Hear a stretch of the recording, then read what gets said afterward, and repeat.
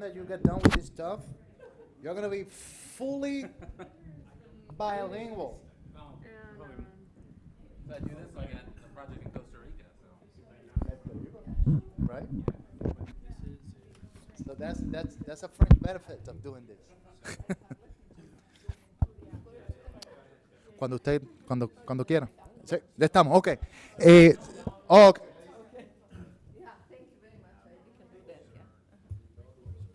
Yeah, we can start sitting back. Let's take our places. So we can start with Maria. She's going to be talking. Let me make sure that I have the microphone. Okay. Yes, so we're going to go ahead and start the afternoon session. We had the pleasure of having Maria. She's going to be actually presenting to us the work that she has been doing. She's going to be extrapolating in regards to the work that she's been doing in Puerto Rico. And she's going to be talking to us in regards to that incremental approach. We heard this morning from Andrew about the digital transformation, and he actually mentioned mencionó unos términos de dynamic hosting capacity. We're going to hear Maria how to build that up in a way that it will be coherent, and it will make sense for the T&D operator, knowing where we are, right?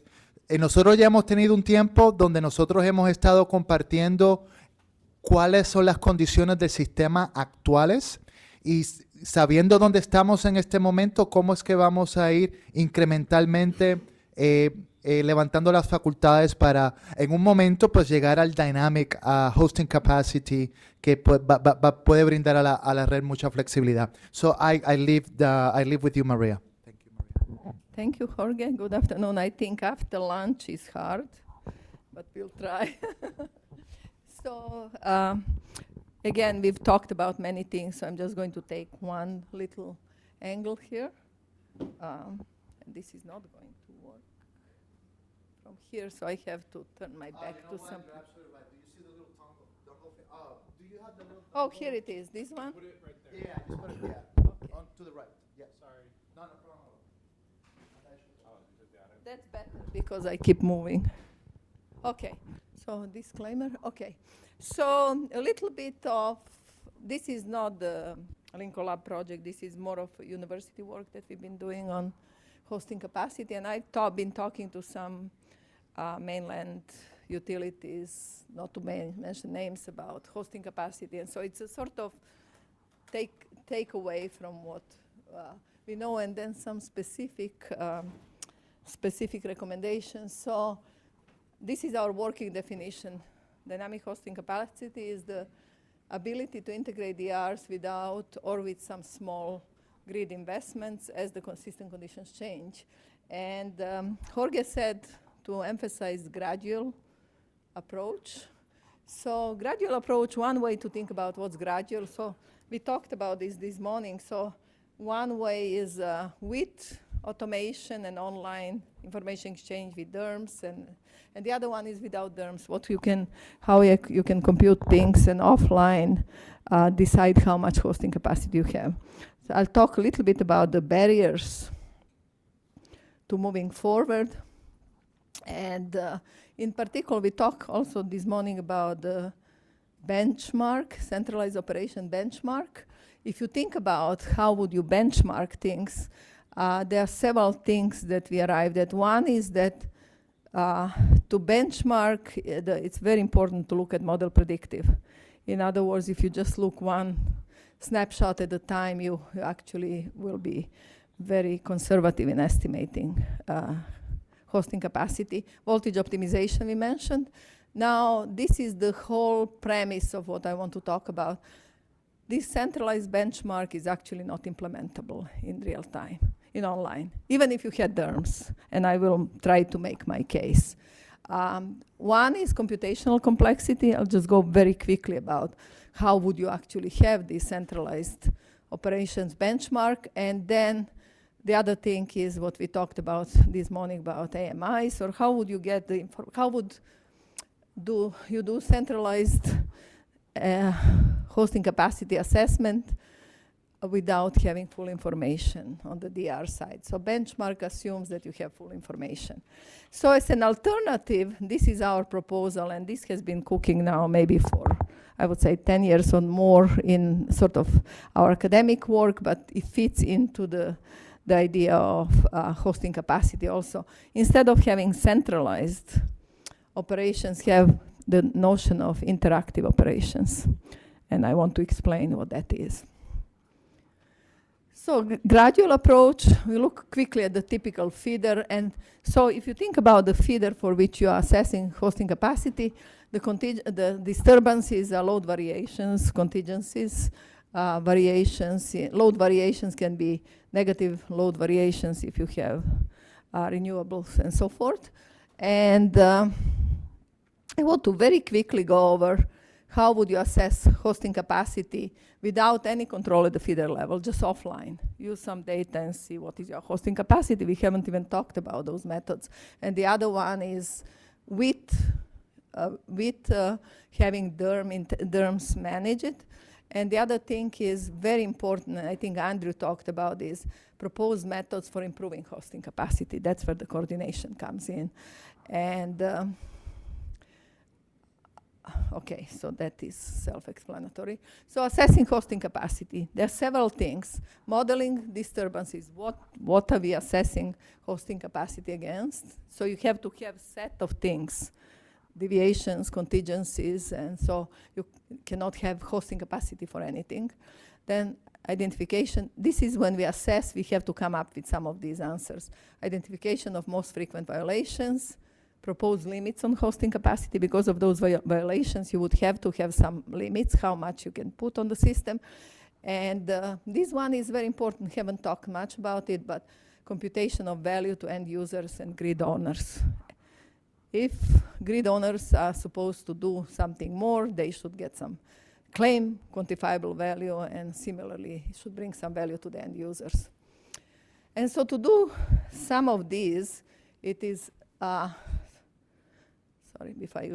it's really important to model and simulate the interconnected system. And in particular, when it comes to inverters and appliance control, you have to worry about dynamics. And again, Andrew talked about that a little bit. So this is what needs to be done to assess the hosting capacity. And so you can do, what can we do now? To assess disturbances, you need to utilize energy meter data to obtain statistical models for which you are going to model the load as some SARMA model, some statistical model, how the load is changing over time, and then assess if the grid feeder has enough hosting capacity. Then you have to find key causes for power flow infeasibility, such as locational, thermal, real power mismatches. This is what the PREPA has to go through. Then propose limits on hosting capacity. You can have new grid reinforcement and associate trade-off analysis we talked about. You find where there is a real limit, and then you can even post, if you were to fix that, then the hosting capacity will jump by something. Computation of value to end users and grid owners is quite involved. But I think at the end of the day, it's very important regulatory issue, because I think what we have in the continental thing is, in particular, is at the distribution level, you have flat rate, right? So nothing that you do below the substation matters. You know, you're not rewarded for that. And you can have time of use tariff. And I think this is an interesting opportunity that utilities, as conditions change on the system and you have more third parties getting on the system, you can actually design time of use in a more effective way, right? And that is an opportunity in its own right. And I already mentioned that the big problem is, the big job is, you know, if you were to study this seriously, it would be modeling and simulation of interconnected system. So Maria, really quick, so Sure. what do you mean by appliance control? Is that the Appliance controlling control, your heater? HVACs, demand response, and things like that, right? By the way, I can distribute this to everybody, so yeah. Improving hosting capacity. So how could you improve it? You can utilize energy meter-based analytics to model disturbances even without new measurements, or you can have it AMIs. Here, to identify most frequent violation, improved scheduling, you have to not look just on real power. People look more, you have to look at voltage, at controllable demand, and or inverter operating in grid forming mode. This is very important. So the DR can be just negative load, and it would not control, it's viewed from the grid side, it would not control its real power voltage, or it can participate and be responsive in some committed way, and it has completely different impact on hosting capacity. So I'm talking here about nitty-gritty details that need to be captured, because hosting capacity is not really just 5 megawatts independent from anything else. So then to make the case, in particular for software we were talking about, it is really important to compare hosting capacity with and without control, with and without software or whatever, because as we talked earlier today, the online actions to these time varying disturbances is going to have big impact on how much hosting capacity is. And okay, so this is how you can improve hosting capacity. And just to start talking about this in more detail, this is a typical feeder. You know, the Schneider guy showed it. And then you have point of interconnection to the utility. And so here begins to come the challenge. Thomas, you were talking about tools that you have, right? So typically you do the static study for relatively smooth changes of load, right? Real reactive power load, system load, you know. And then you can also learn slowly, and it's not that hard to learn also the controllable load. So you have this data, but it's smooth. What makes the problem real hard are the solar, right? So how are you going to now assess the hosting capacity of this system? With these inputs somewhere on the solar, and with this is so that's where dynamic hosting capacity comes in and gets much worse. There have been some ARPA-E projects on demand side response participating in synthetic reserve, in ancillary service. The minute end users start doing that, everything looks very, very messy. Okay.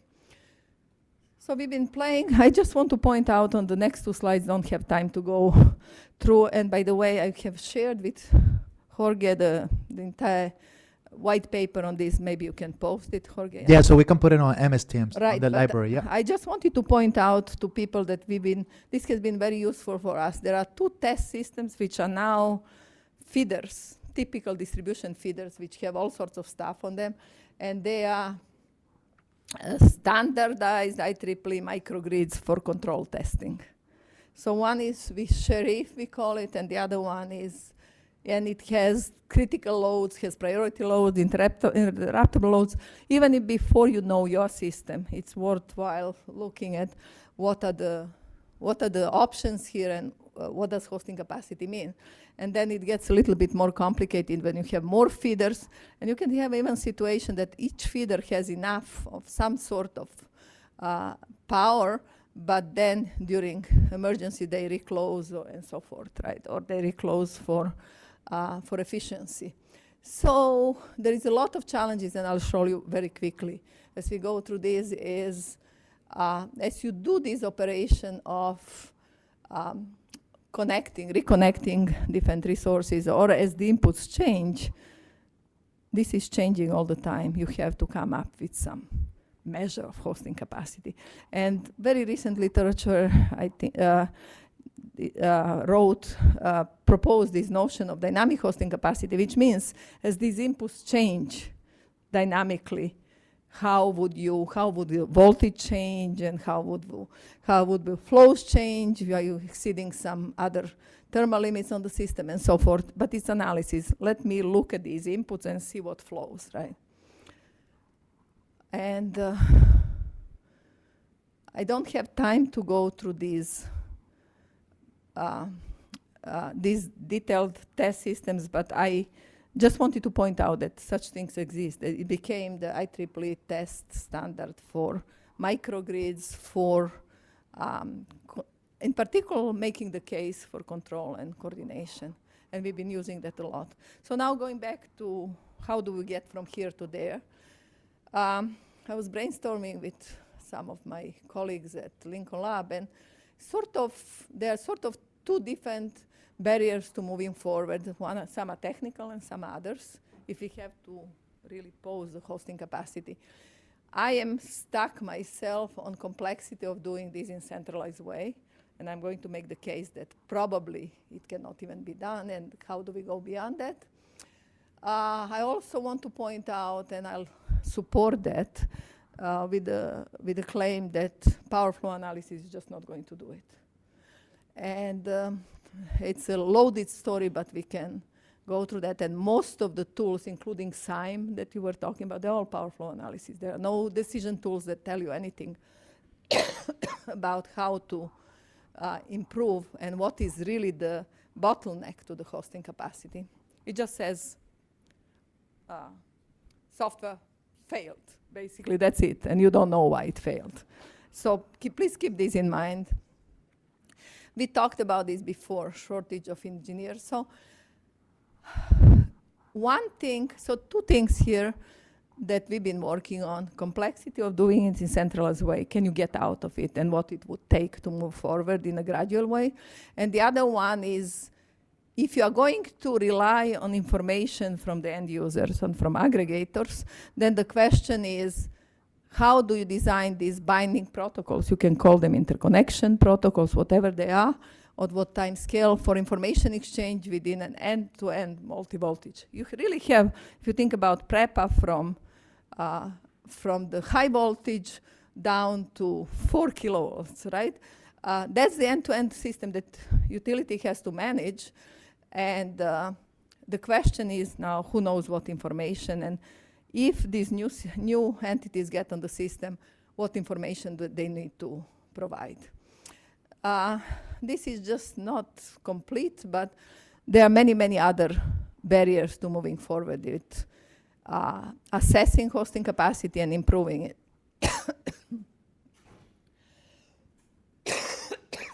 I think this has been recognized,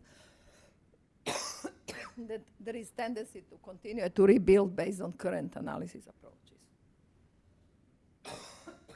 And the observation here that there are missed opportunities if you do it that way. So I want to go through that a little bit to explain.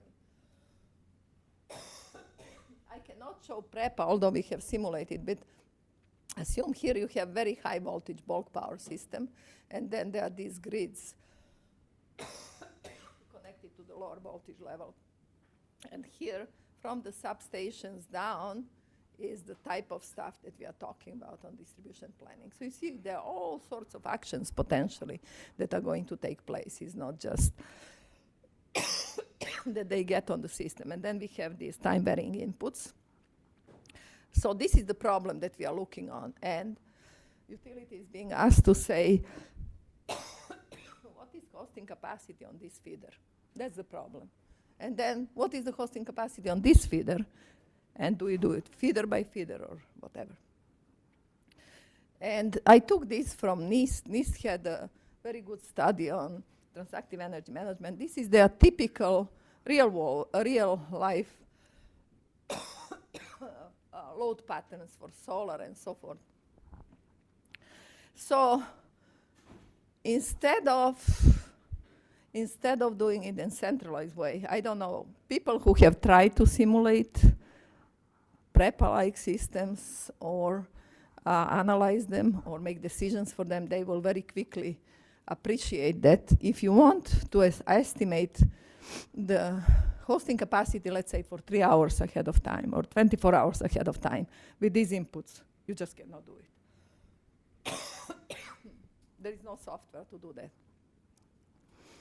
So instead of having just one centralized top-down responsibility by the utility, we've been advocating this multi-layered information exchange architecture in which you have information exchange between, let's say, the large conventional generators, transmission, the TSOs, energy management systems, maybe more than one TSO. Think about these 6 enclaves that we are going to have. Each one is going to have its own little operator. They have to talk further down to DSOs and further to microgrids and DRs. So this becomes impossible to do in real time, online, to manage just with one information exchange to everybody. Instead of that, you break it into aggregate information, let's say from DSOs down to its microgrid and other way around from DSO up to transmission grid. So it becomes multi-layered information exchange and begins to be manageable. And I'm sorry, I acquired this cold. So why is this problem hard? First of all, we have to somehow temporally characterize DRs. We've already talked about this. DRs can damage, they can hurt hosting capacity, or they can help, depending on, there are 2 types of them. So uncontrolled are negative load, but for controlled ones, we've gone through a lot of math that I don't want to bother you with. It's sufficient for these DRs to tell you over the look-ahead period of time, let's say for 3 hours or 24 hours, what are the power ranges that they are going to change their power in between, and ramp rates. And these are very different, right? If I have more conventional slow DR, it's going to cannot, even if it tries to help the power balancing, cannot do it. If you have something fast, it can help power balancing for stability and so forth. But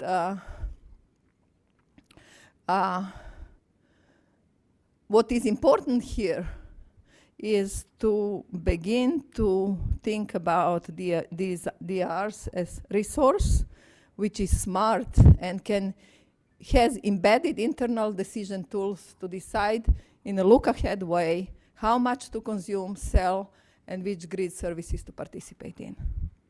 Without this information, there is no way forward at all. I mean, we can guess and things don't turn out right. And also, I think there is presentation, I forgot who is making. Also, the stability is very serious with inverters.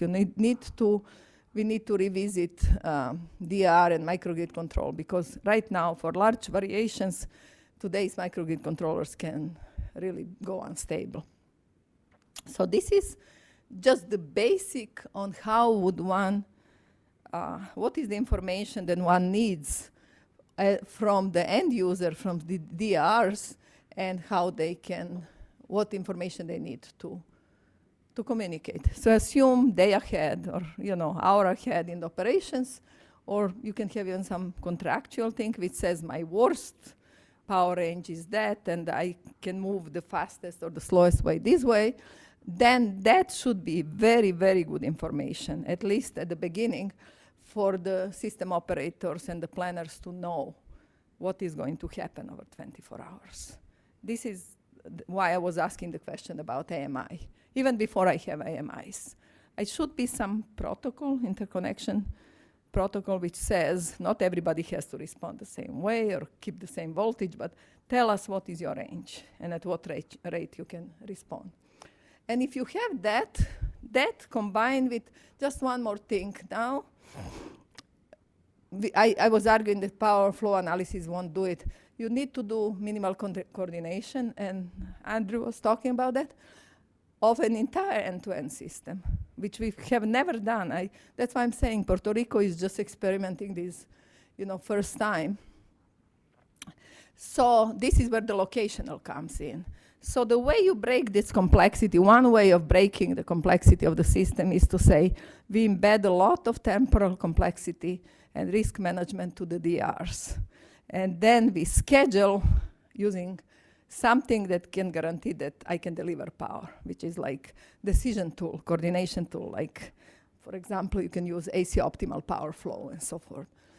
So the coordination, the big point is if you want to look seriously into hosting capacity, coordination requires optimization, not just analysis. Power flow is just going to fail. And I don't know how many people in this room have tried to do that. You just sign, any of them.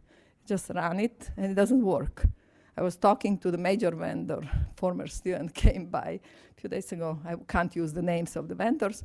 I said, oh, this is a training simulator for the distribution operators. And so I said, so what do you do? Does it fail? Oh, it fails all the time. So what do you do? I tried something else. Okay. And how can you, with that trial and error, which is very subjective, go and reproduce the result to the regulators? It's actually risky, I think. So, but the optimization is going to do something very different. It's going to, for scenario, for the look ahead thing, is going to run the system, and if it's good, robust ACOPF, is not going to fail. It's just going to tell you which constraints are active and what you would need to fix to increase the hosting capacity. That is such a fundamental difference between the analysis and decision tools. So Andrew, when you were listing those three, those were all analysis. So I recommend that we look a little closer into analysis versus decision tools, because the results are very, very different. So what we've been advocating is, even before hosting capacity things and the resiliency started, with many students, we've been working on this. How do you break the complexity? Maybe for markets, for many things. So because it is hard to account for both look ahead and locational complexity, you need to make it interactive. Okay. And have regulatory rules, interconnection standards, everything to support that. So this has been our staple. So what it amounts to at the end is, let's see, these blue dotted lines. This is how far SCADA goes. Imagine this is control center for PREPA and goes down to substations, right? Doesn't go any further. But what we need now on the distribution side, you need probably two-directional way, and this is the communications that were described. That is the infrastructure, communication infrastructure that needs to support that. And then the question is of granularity. Do you go to every household or to neighbors and so forth? So in some sense, you can actually have standardized information exchange, in the sense that it is, now this is sort of a lot of theoretical academic work, but you can show that if you have look ahead the way I described it, and AC optimization of the grid, you come very closely to this centralized optimum that nobody can have. And so the standardization which would be then you exchange information about the power, rate of change of power, and then the system operator, somebody higher up, coordinates that. So it's very simple. So asking questions about what communication infrastructure we need is basically to support that, so that interaction, so that if you had that, then you can have some guarantee that the system will work. Otherwise, you can't wrap your hands around it. Okay, so the proposed approach is then to embed the diamonds, this look ahead intelligence into DRs, so that they manage multi-temporal look ahead preferences, risks. They know when they are, we were talking over lunch, when you have a manufacturer, when is he going to add another load? He only knows, PREPA cannot know that. So they, with that information, they will say for the next time around what they need, and PREPA takes that into consideration.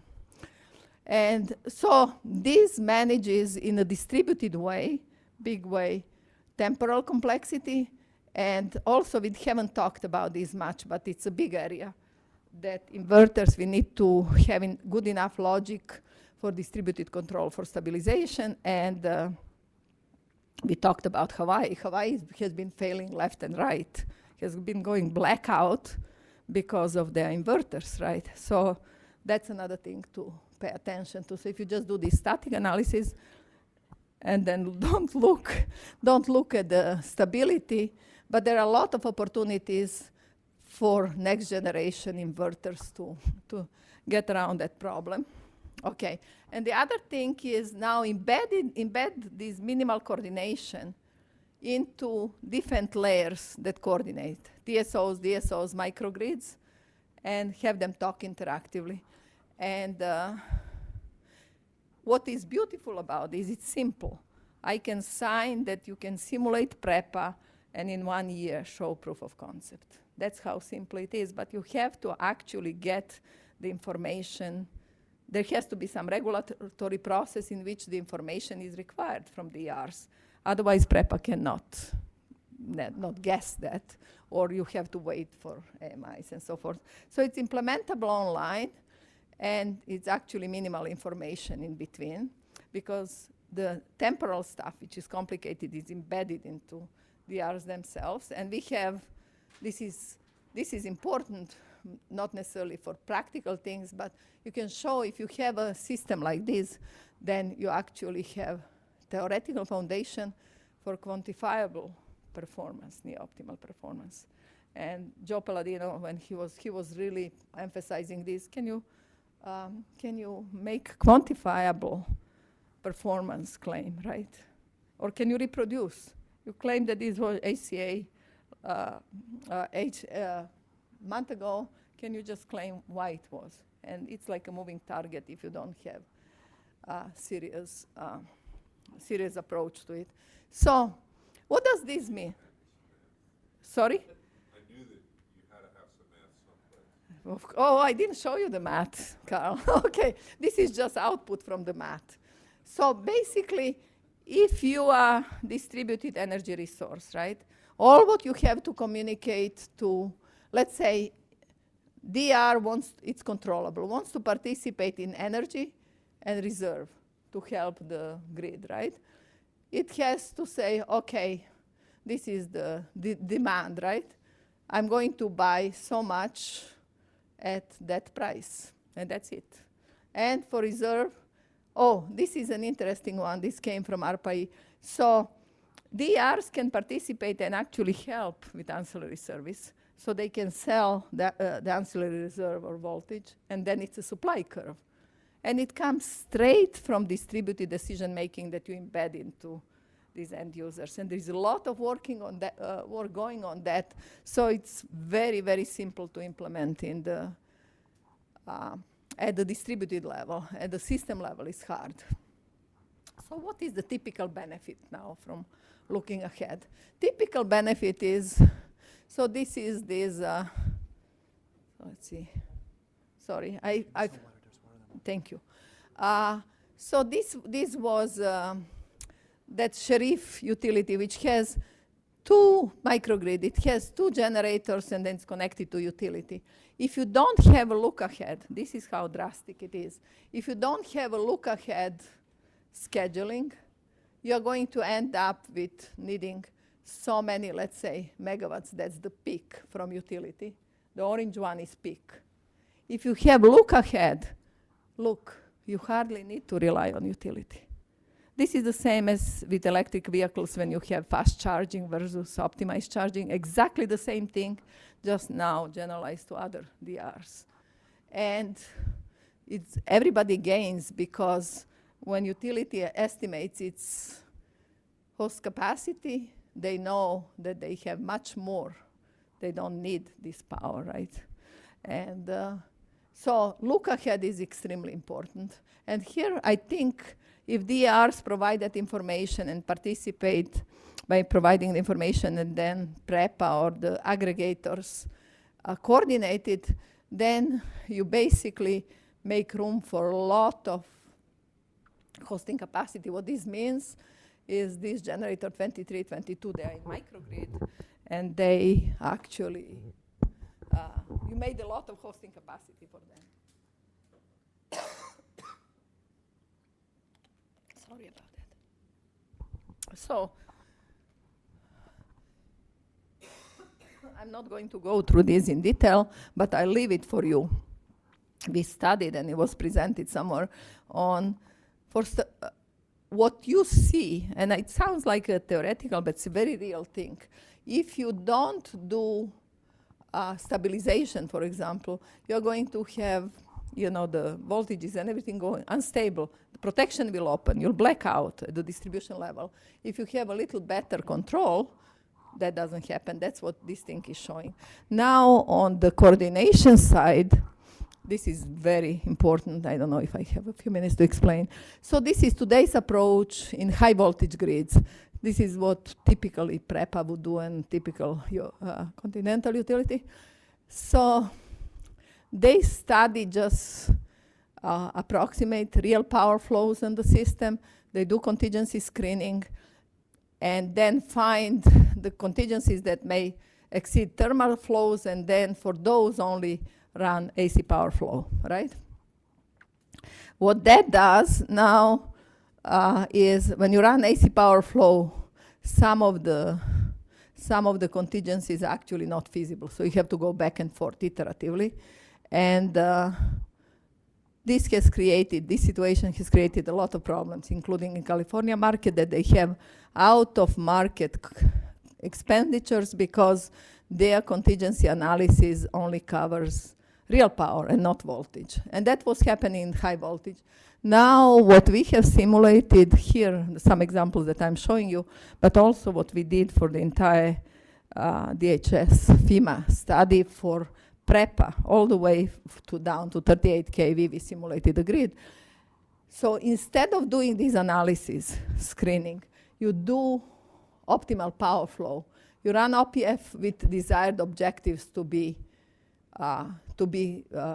economic first. But if it doesn't converge, then you need robust software that's going to tell you what is optimal load to shed so that you still have a solution.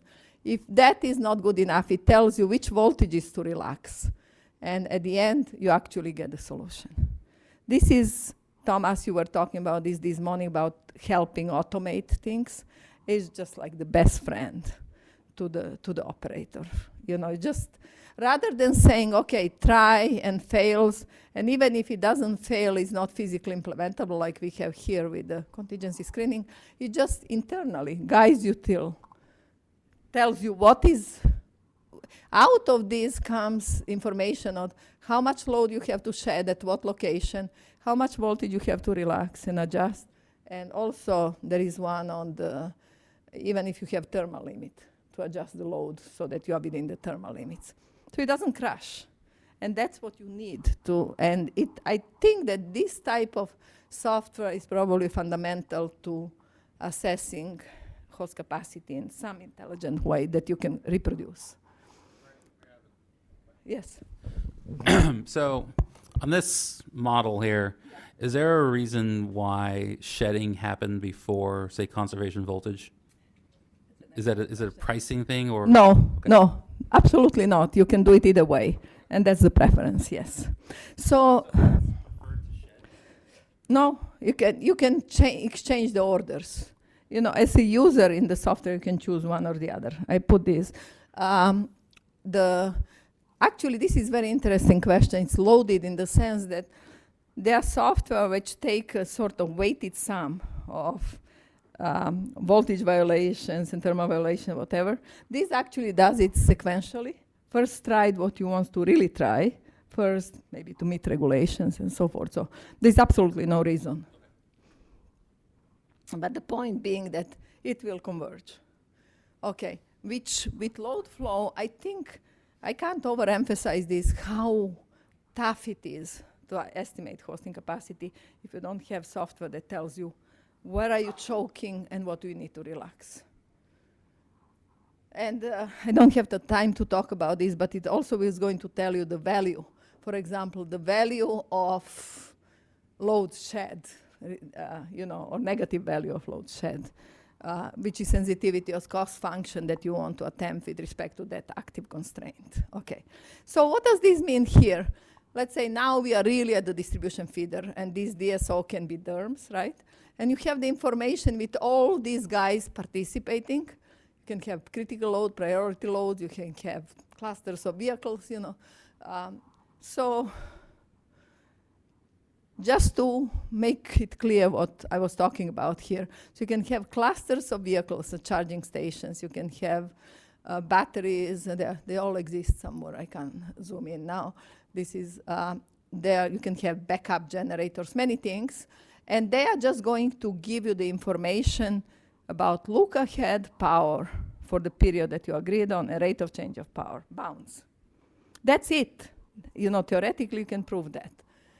And what is very important about this, because you begin to give the stakeholders, the DRs, choice, decision power, which doesn't cost you anything, actually helps you operate the system.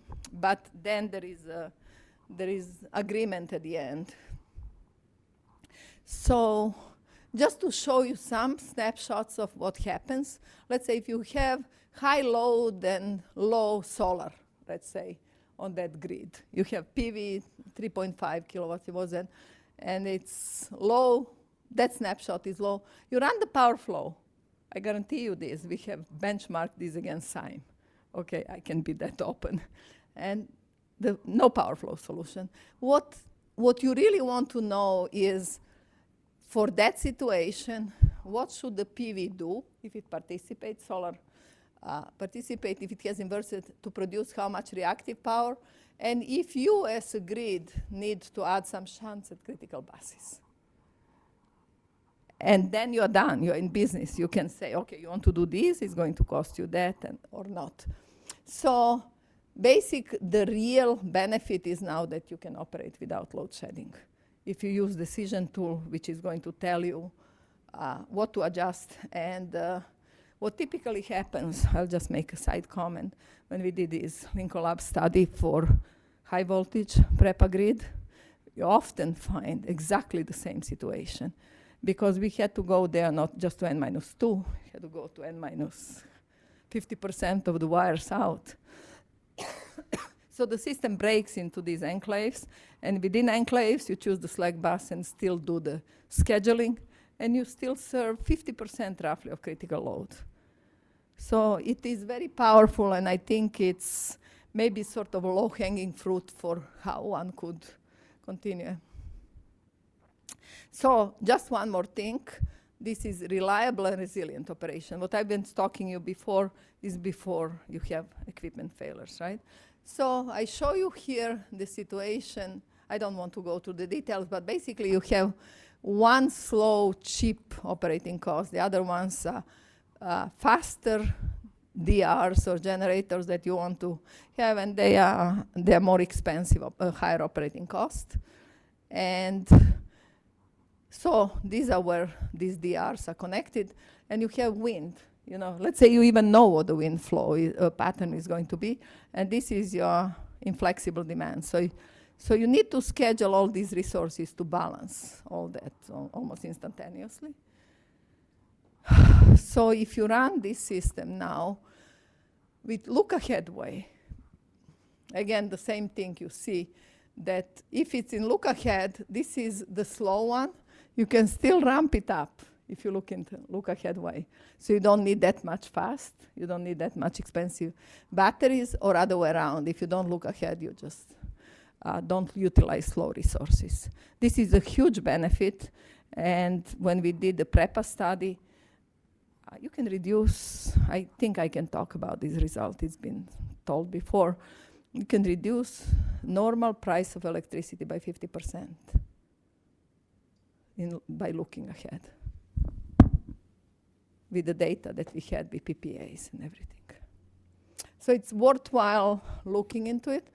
Now, if you want to begin to play with markets and to give the right signals, at least on a certain level, what happens when you do the voltage optimization, it took us a long time to learn this.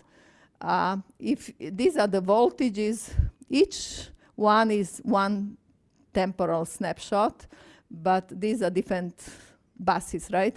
So if you do voltage optimization, sort of smooth out voltages almost the same across the grid. If you don't do the voltage optimization, look, you go, this is why the spikes in electricity markets happen, because you are not optimizing the voltage support. So there is some load pocket there, and there you have to charge, you can charge what is expensive. So, And I think what would be important for hosting capacity and for discussions with regulatory people is also, these are some metrics that matter. How much load shed, what is the operating cost, what are the revenues, profits, consumer bills, marginal surplus. Marginal surplus is very important for hosting capacity. It is the difference between what generators are paid and what the customer pay. So the better grid is, the higher hosting capacity, everything else the same, the lower marginal surplus. So this is your measure of performance as a grid. And it's well understood in electricity markets that if there is no grid, there is no profit for anybody to make, right? You pay what customers pay, it's all just at one node, right? Well, so depending on how congested the grid is, but it very much depends on what tool you are using, right? So if you do centralized clearing without voltage dispatch, you pay quite a bit, and so forth. With voltage dispatch is lower. MPC saves the day, model predictive. So I think one of the recommendations that we would like to give is that it's probably worth having the discussion, regulatory discussion, on what information DRs should provide and what is the value from that and how it makes everybody's life easier and what does it buy you. That's what we've learned from our work. This one is a killer, and I put it only, this is extended optimal power flow for reliability or for resiliency. I don't have time to go through that, is in the report described, but basically going to spell out for you something that even at the high voltage people don't know. People have reserves for, let's say, N-1, N-2. Locations where you put it, you can't justify very well. So I was just asking somebody a couple of days ago, in New England, they buy reserves from those who are the lowest bids for reserve. Well, that doesn't guarantee you deliverable power. That means you don't have hosting capacity to deliver that power. That's how bad it gets. So you need to extend this AC optimal power flow approach to do all the contingency screening for N-1, N-2. If you want to go into resiliency, this is what we did with Lincoln Lab project. You can have N-10 or whatever. And so effectively, I don't know what would have happened now after the earthquake, but worthwhile looking, must have online decision tool for resilient electricity service. It's maximum critical load served. That's the measure of resiliency, just the critical at least. And I think we have to take this as a fact, that we can never build enough for resiliency, right? For any combination. We can build for N-1, maybe N-2, but never for what happens during hurricanes. So you need these tools to very quickly tell you what is going to be affected and how to fix it. Now, if you run these coordination, optimization tools, you have to be very careful. This is what happens. Let's say I forget it's for N-2 for this high voltage grid. You find after you do all the screening, let's say if you were to run what we typically run, what I showed on the left-hand side, this is always critical outage, but one of these is second critical outage. But that doesn't tell you anything about what happens with voltage. If you use a little more involved screening tool, look, you're going to get many more critical contingencies. So it's worthwhile thinking about this.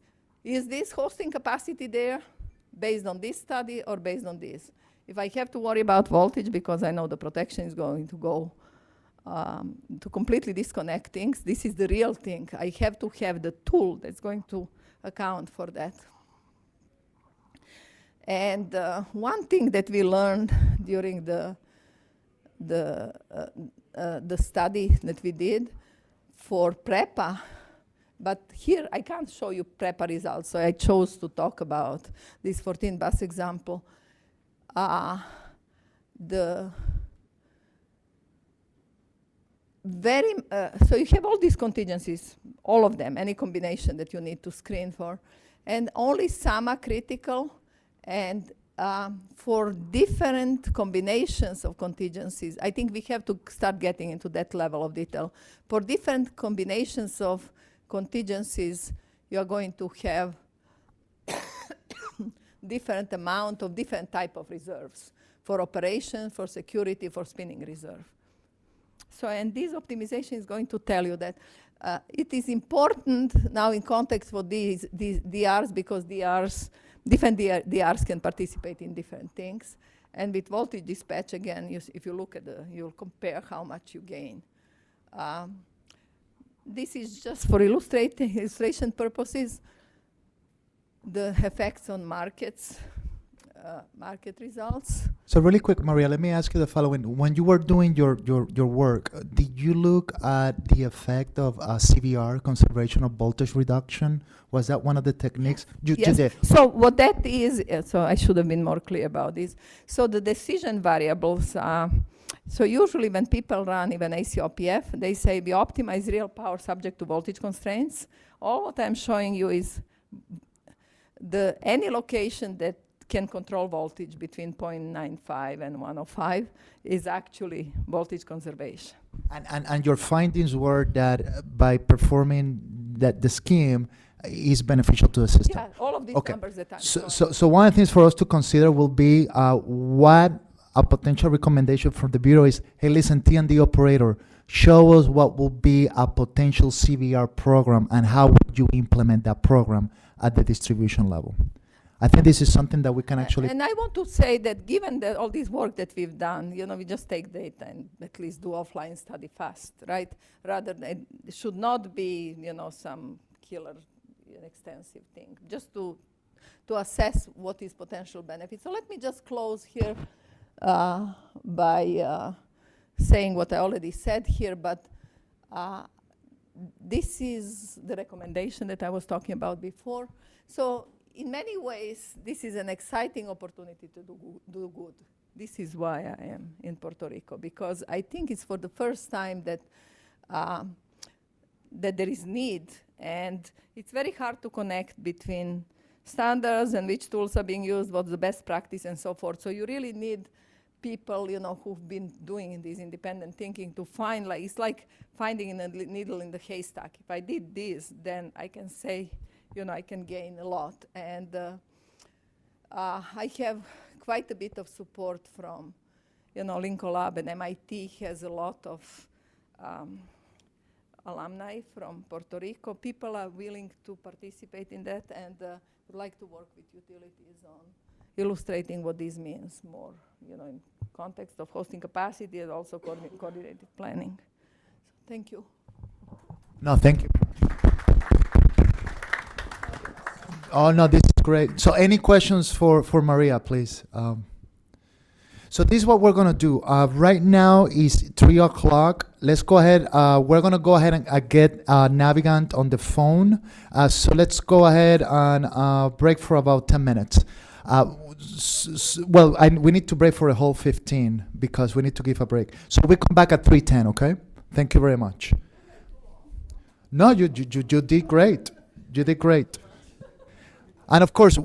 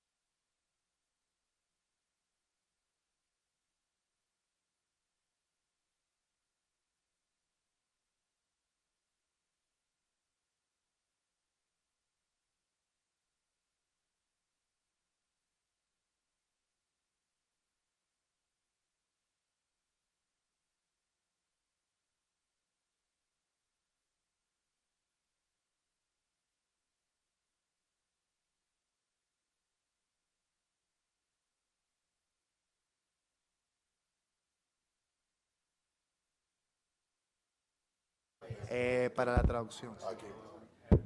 ¿Él me escucha? You can assess what is Sí. the Perfecto, mire, Ed, en estos momentos nos cogimos un break, vamos a empezar en 8 minutos.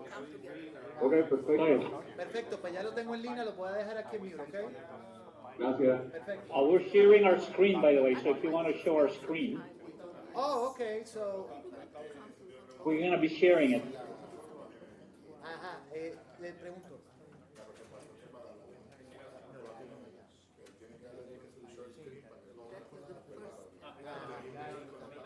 Ah, sí, but, okay, I think you got it.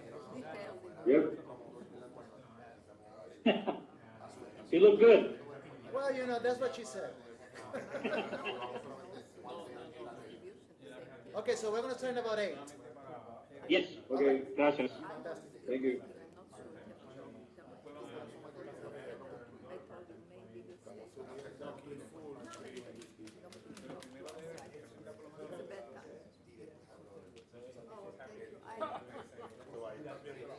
Do you need one? No, my wife filled up my briefcase with them. I don't even know what it is. Ed, so recall that we're seeing your screen, just in case, okay? Yes, yes, we're looking for it. Where did they go? Gracias, Gerald.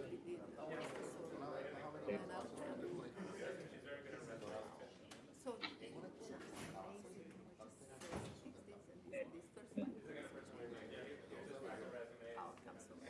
isn't it fantastic?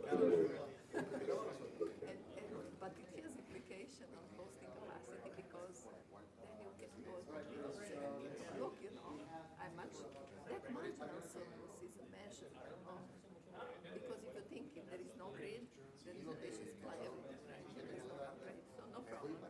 Run rate gets managed with these two overhead, but without grid management, you cannot get rid of the difference between what customers pay and then what generators are paid. And that marginal surplus is just because of congestion, voltage, and thermal. So it's very easy to explain. Also remember that this is an isolation, and we have to change the transmission. You know that the centralized, Paradigm, yeah, But it has to be, because now our frequency is very unstable. I think this is another thing that I'm teaching this for a long time, so it's interesting to me. Like frequency is a consequence of no power now, right? So at which point, if you schedule well, maybe it won't even go that much out. And I think this information exchange between substations and high voltage and even between VDRs, I think would help. That's what I think. So sort of really, you know, I was talking, I don't know, one way to get FEMA excited is to say, even to rebuild, we need to know where to rebuild first. So it's restoration. If they give me money for this summer, I'll come and spend some here and work Yeah, but with FEMA is not interested in, innovation. no, it sounds, they don't understand this concept of lowering billing forever. They are interested in resilience. No, but this is resilience. I know. Right, and Yeah, then but we need to explain. if you mention that you can lower tariffs, they, No, that is fine. But because we had the challenge with those guys. yeah. It's terrible. But the thing is that, you know, the study we did was for resilience and not for resilience. I don't think anybody has ever seen what So what happened with Maria. To still find what to fix so that the circuit that's resilience. So, and we worked so much with that. You know, we talked about this, I didn't know the term sidecar. They call sidecar if you put the computer in the control center and draws the state estimation data for a week, collects it, and then in that computer you compute what you would have done. And so to build the confidence a little bit in this software, and that can be done remotely, or it can be done, you know, with come and go. But I think we could learn a lot. Where are the Yeah, problems? machine learning. Yeah, I mean, it's going to teach us really through machine, right? And the way you described it this morning, like you said, it really has to, I can't do it anymore, and I appreciate that. Even with the software, it's not. I I already have data, but the problem is that sometimes, like now, we lost RTU communication, and we have load that we do not recognize on the database. But we have data. I collect 20 million events per hour. So there is a guy in that's there on campus. They were doing some RPI project. They have because the distribution systems they're doing for developing countries.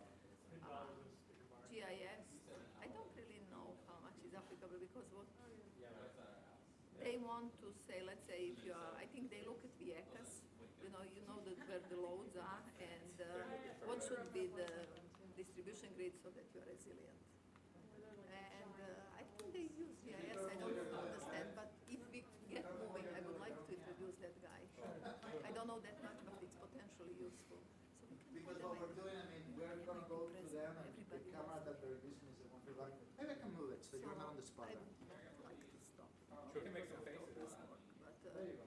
But now this earthquake happens.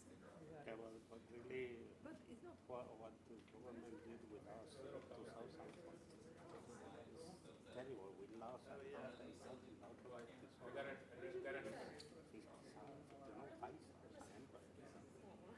Chris, I don't want to use it. No, this is your own. You can set up privacy, right?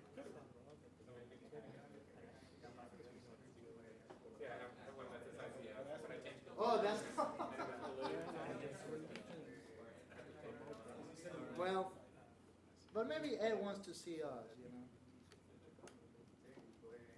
All right, I think we should go ahead and Like get cost. going. Yeah, it's a setup. And it's working. I did not know that. I didn't I know. follow until, yeah. Everybody there? Yeah, can you hear us? Yes, very clear. Yeah, so let me go ahead and get the people started. So yeah, let's go ahead and get situated. We're going to go ahead and start with Ed and Juan. They have been great at actually sharing their experiences. I want to recall that whatever Ed or Juan shares with, déjeme decirlo en español, quiero recalcar que cualquier cosa que Ed o Juan esté compartiendo con el público, con los miembros del grupo del trabajo, son sus representaciones personales y están basados en sus experiencias profesionales. We are very thankful that they are sharing with us, and we look forward to getting their perspective. So one of the things that Ed and Juan are going to be talking to us about is how useful, how does data gathering, how having the right kind of data will actually aid the planning into targeting constraints at the distribution system that will be good candidates for DER solutions. As we know, Ed et al., they have been part of an effort that have looked into ways of how to build up the distribution system, and we would like, if possible, to get some of their perspectives. Again, saying that these perspectives are on a personal nature, and they do not represent either the Core 3 or PREPA. This is we are sharing a professional, this is a professional interaction between members of the working group in hosting capacity. Okay, Ed, so I leave it up to you. You are on. Good afternoon, everyone, and I hope you can hear me clearly because it started raining here hard and there's background noise, so just let me know so I can slow down my speech if needed. I am actually sharing my screen just to give you a little bit of a background where I think we're, as consultants for Core 3 and eventually with the grid monitoring effort, I know you are really knee-deep in hosting capacity as a working group. And it's a little bit of a plug of how we had put it in the grid modernization plan, although it's a bullet point about the only thing that you see hosting capacity in the grid mod plan is a bullet point. And that bullet point, as demonstrated by this working group, is a complex bullet point. And we had put in there that it's a recommendation that it needs to be done, because strategically, if you are going to integrate distribution automation concurrent with the influx of DERs, both in front and behind the meter, you need, for obvious reasons, the understanding of the hosting capacity of the grid. So I just want to let you know it's front and center on what we're trying to do as far as recommendation in the grid mod plan. And if for those of you who do not have access to the document, it is actually publicly available from the Core 3 website. If you don't have that data, I'm going to email the link actually to Jorge so that I can even give it to you guys, so at least you can see the big picture on how that thing is viewed. So, and I offer up my availability as far, and also one. I'm sorry, the site is recovery.pr is the Core 3 site. Yes, it's in the Core 3 site. In fact, you can see probably the URL there, but I'm going to give that to Jorge. Fantastic. In fact, go ahead. No, yeah, please do it so we can put it in our library, in our virtual library. Yep, very good. So just to broach the topic of data requirements, I'm going to give you a little bit of a background, since as consultants to Core 3 and Core 3 specific to Core 3, we have been, for obvious reasons, formulating projects with PREPA so that we can submit them as project worksheets to FEMA.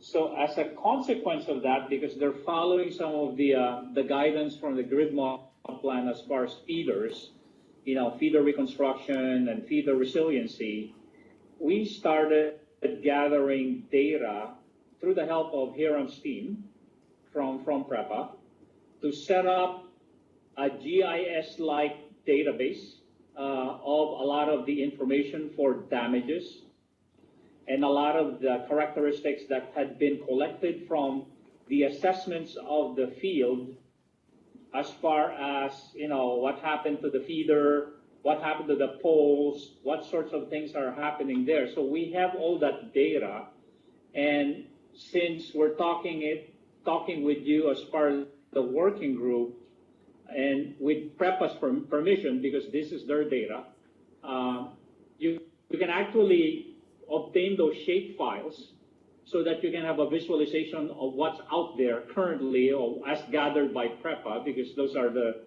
basis of how they're formulating the project worksheets for FEMA. I just want you to let you know that is available as a starting point. And I don't know if Hiram's still there. We're actually going to transition all that data from our Colorado servers, which is currently housing that data as we were working on it, back to PREPA, right? So that's the big point that I want you to understand as a takeaway on data as far as practicality of its availability. Secondly, coupled with that, I am aware, and I think I need Hiram here, they have some data that they've been trying to start with since 2017, pre-Maria, actually, that they were trying to put together as part of a foundational aspect for their OMS. So they were actually trying to gather all that information. So they're not starting from scratch. They have some data that perhaps this working group can use and perform an assessment of what PREPA had gathered around in 2017, and also couple that with the damage data and information that Navigant and PREPA had been gathering through the project formulation process.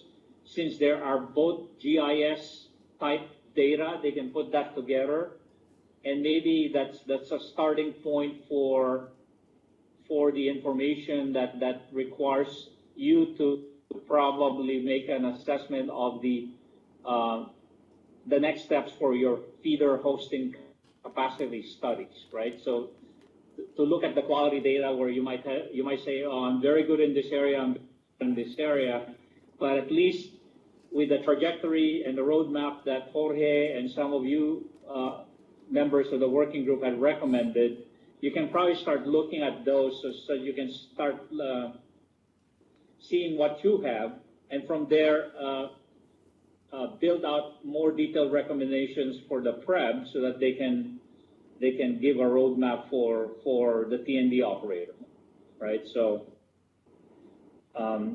that's really to the extent of the big topic points I want to cover, those concrete things that you can start with, number one.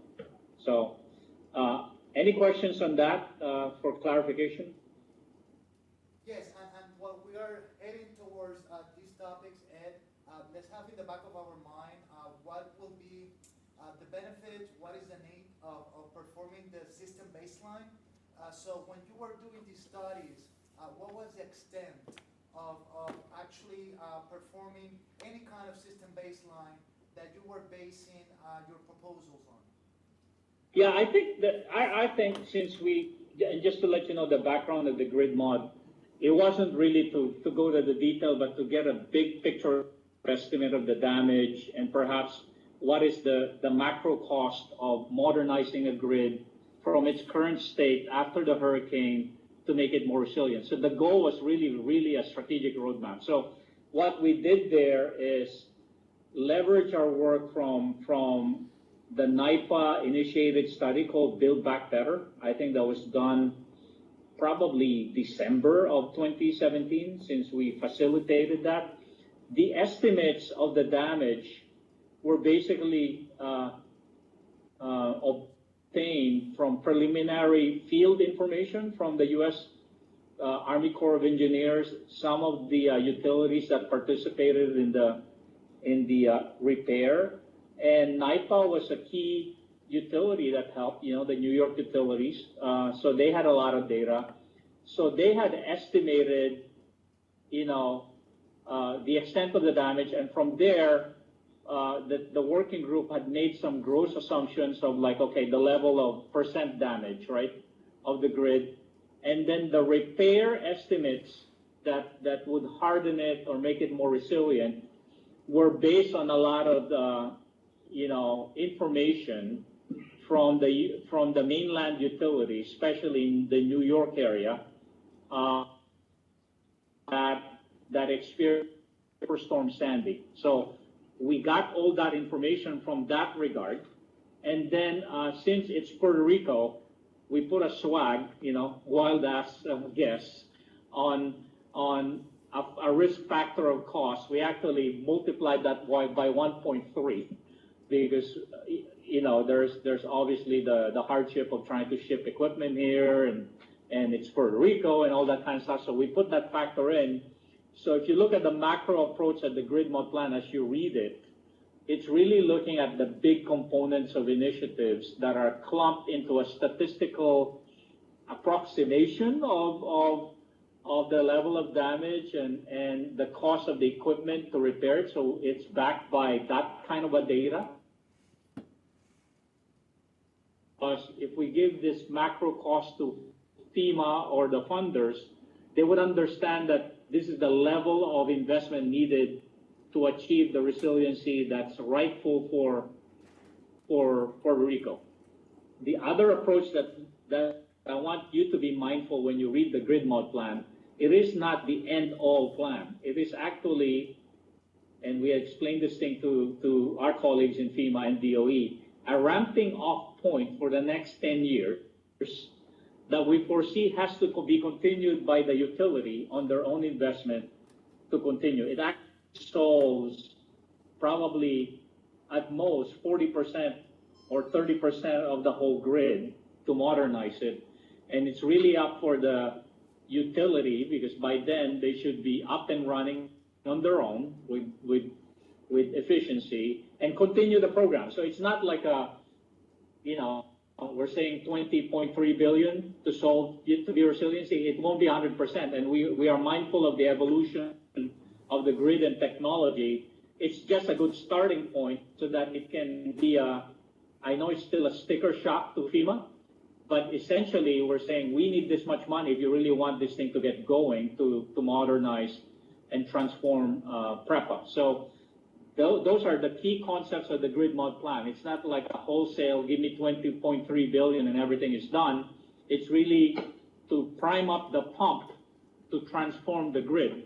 And mind you, there's costs there related to generation and all that kind of stuff. And distribution and transmission alone is 60% of that whole 20.3 billion. So the T&D part of it is very big. And a foundational aspect of T&D is obviously technology, right? We're saying we're very bullish on technology because for one, T&D takes a long time to do, but technology, data communications, grid awareness, software is actually a good investment to start with to put that culture of modernization and visibility.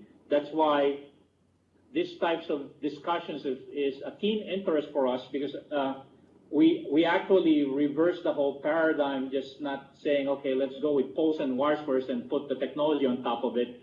It's actually saying, hey, deal with what you have, put technology in there, be visible, start learning the way of doing things, and where possible, install this equipment immediately to gain the benefits as you go there and repair the poles and wires part. So to us, when we were trying to get all this data, it's really that big picture thing.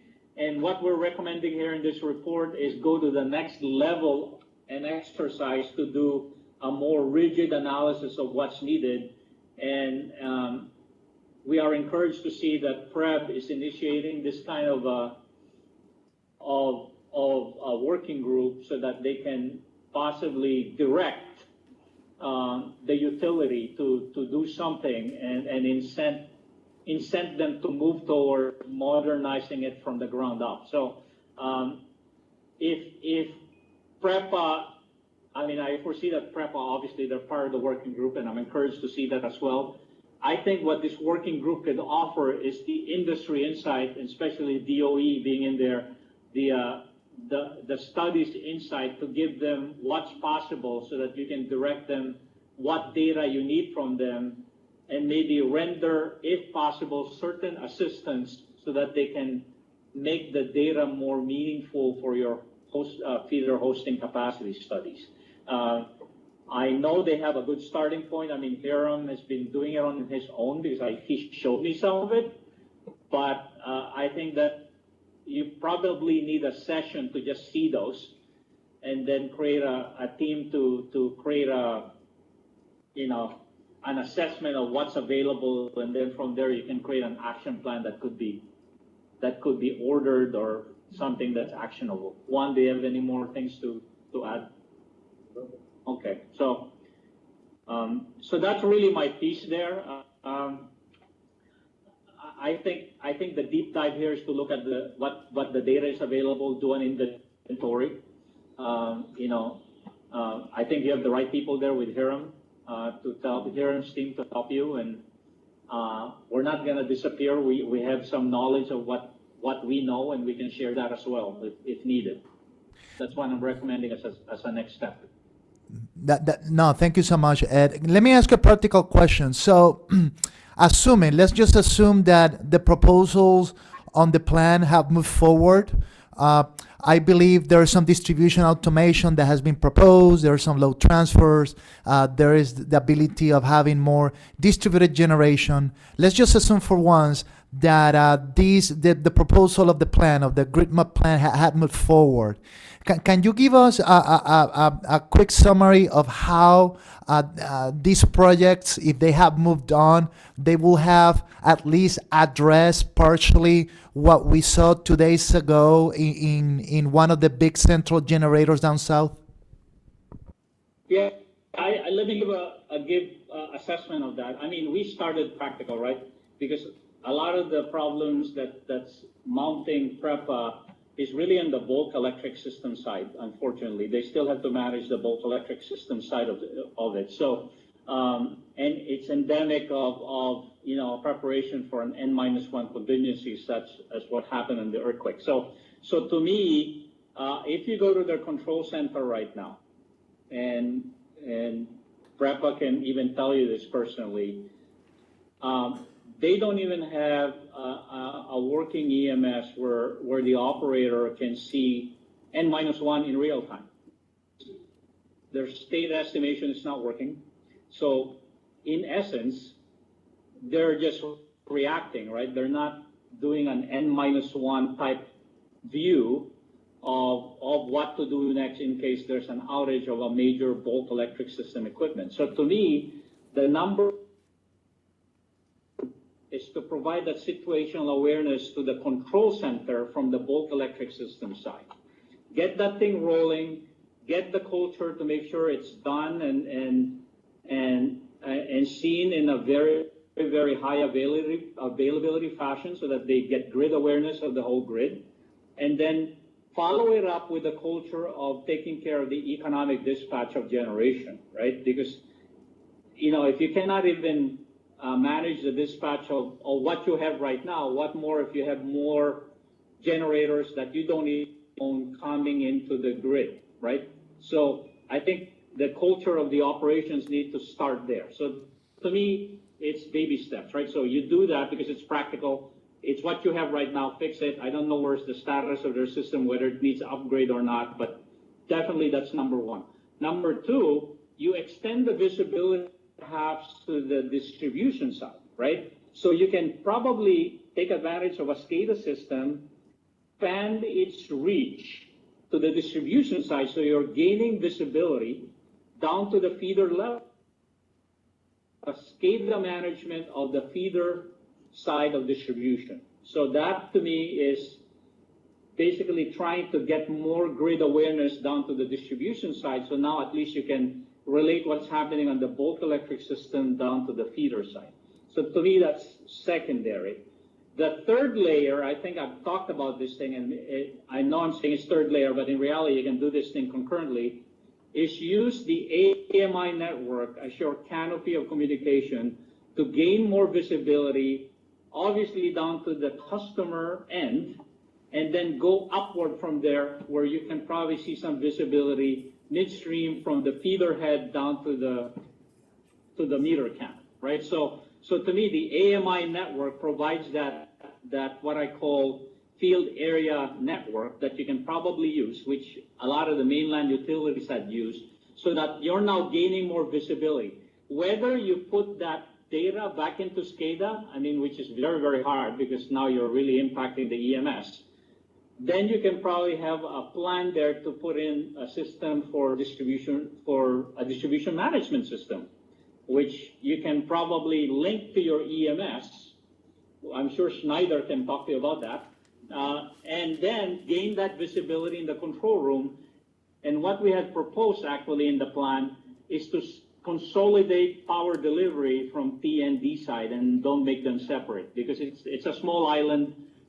Relatively, you can optimize your operations by joining those two teams together from a delivery network. So in reality, you have systems right now that are working that you can probably have the EMS, DMS, SCADA system together, which now layer in the systemic side of DER systems, right? DER management systems, which I think, you know, our colleague from Schneider aptly touched on, even though he concentrated on the customer side. In reality, there's a big linkage to operations. So to me, we touched that in that sense, and we've actually put costs related to upgrading the SCADA systems all the way up to recommending advanced distribution management system, and eventually, if you ever get there, an outage management system where you now have a more intelligent way to issue tickets to your crews and monitor the performance of repair. So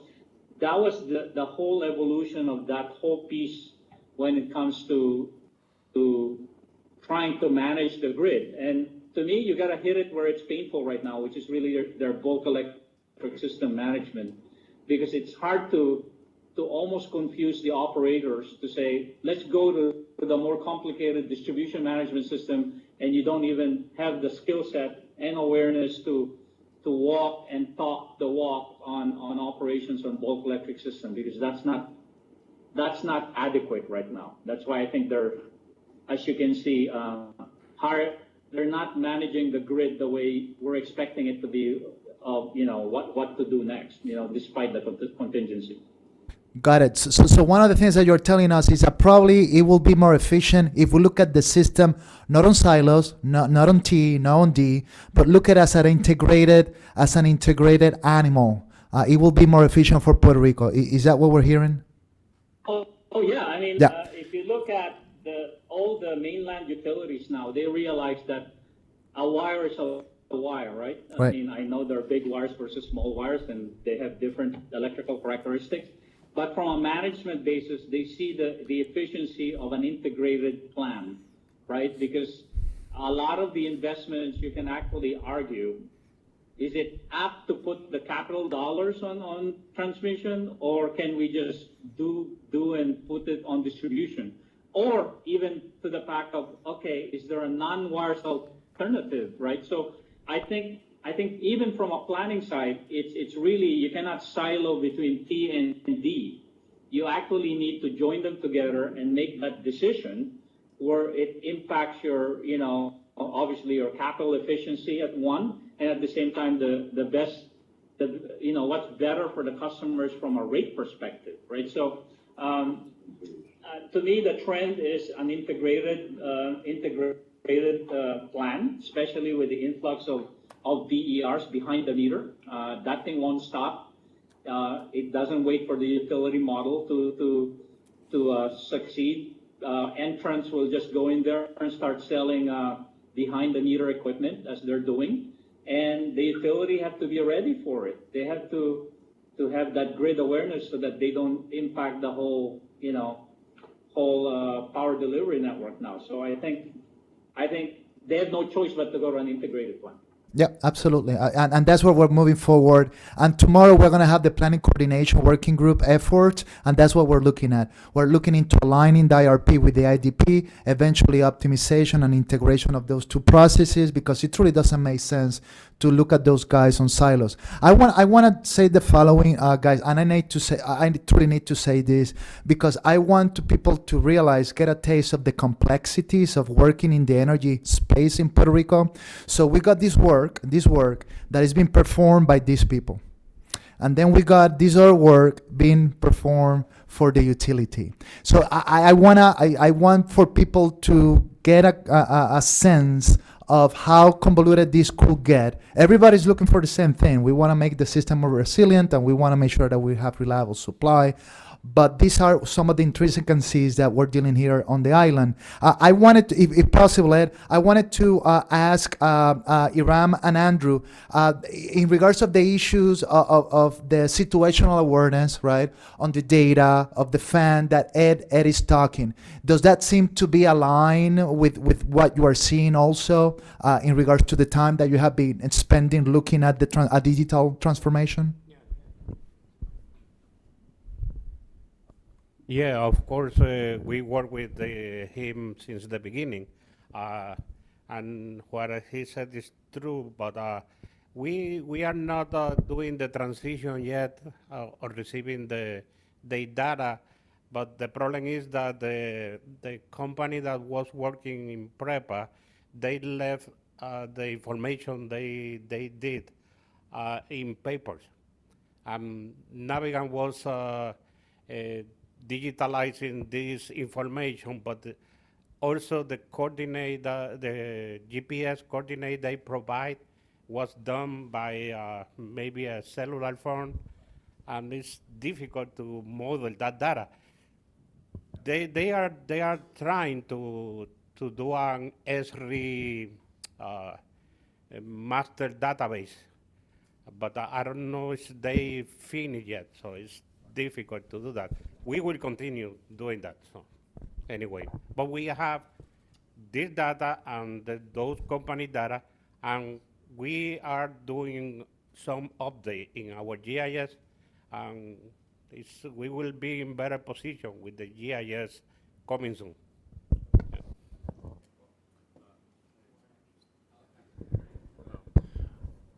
Okay, so what we were presenting earlier was very focused on the distribution side.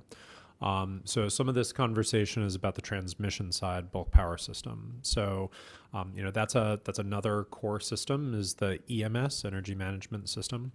We have had a number of conversations about that. It has a very similar architecture to like ADMS. It leverages SCADA.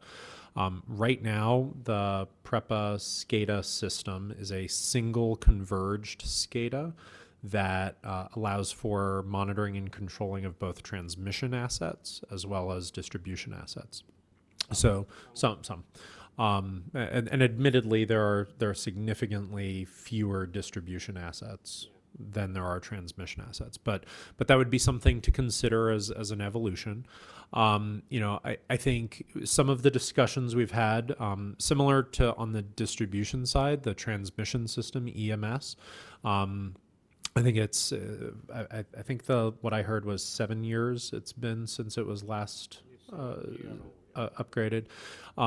So the way that the EMS works is it's not just about the transmission, but there's also a core function called the AGC, or automatic generation control, which sends the control to coordinate all of the bulk generators on the transmission system.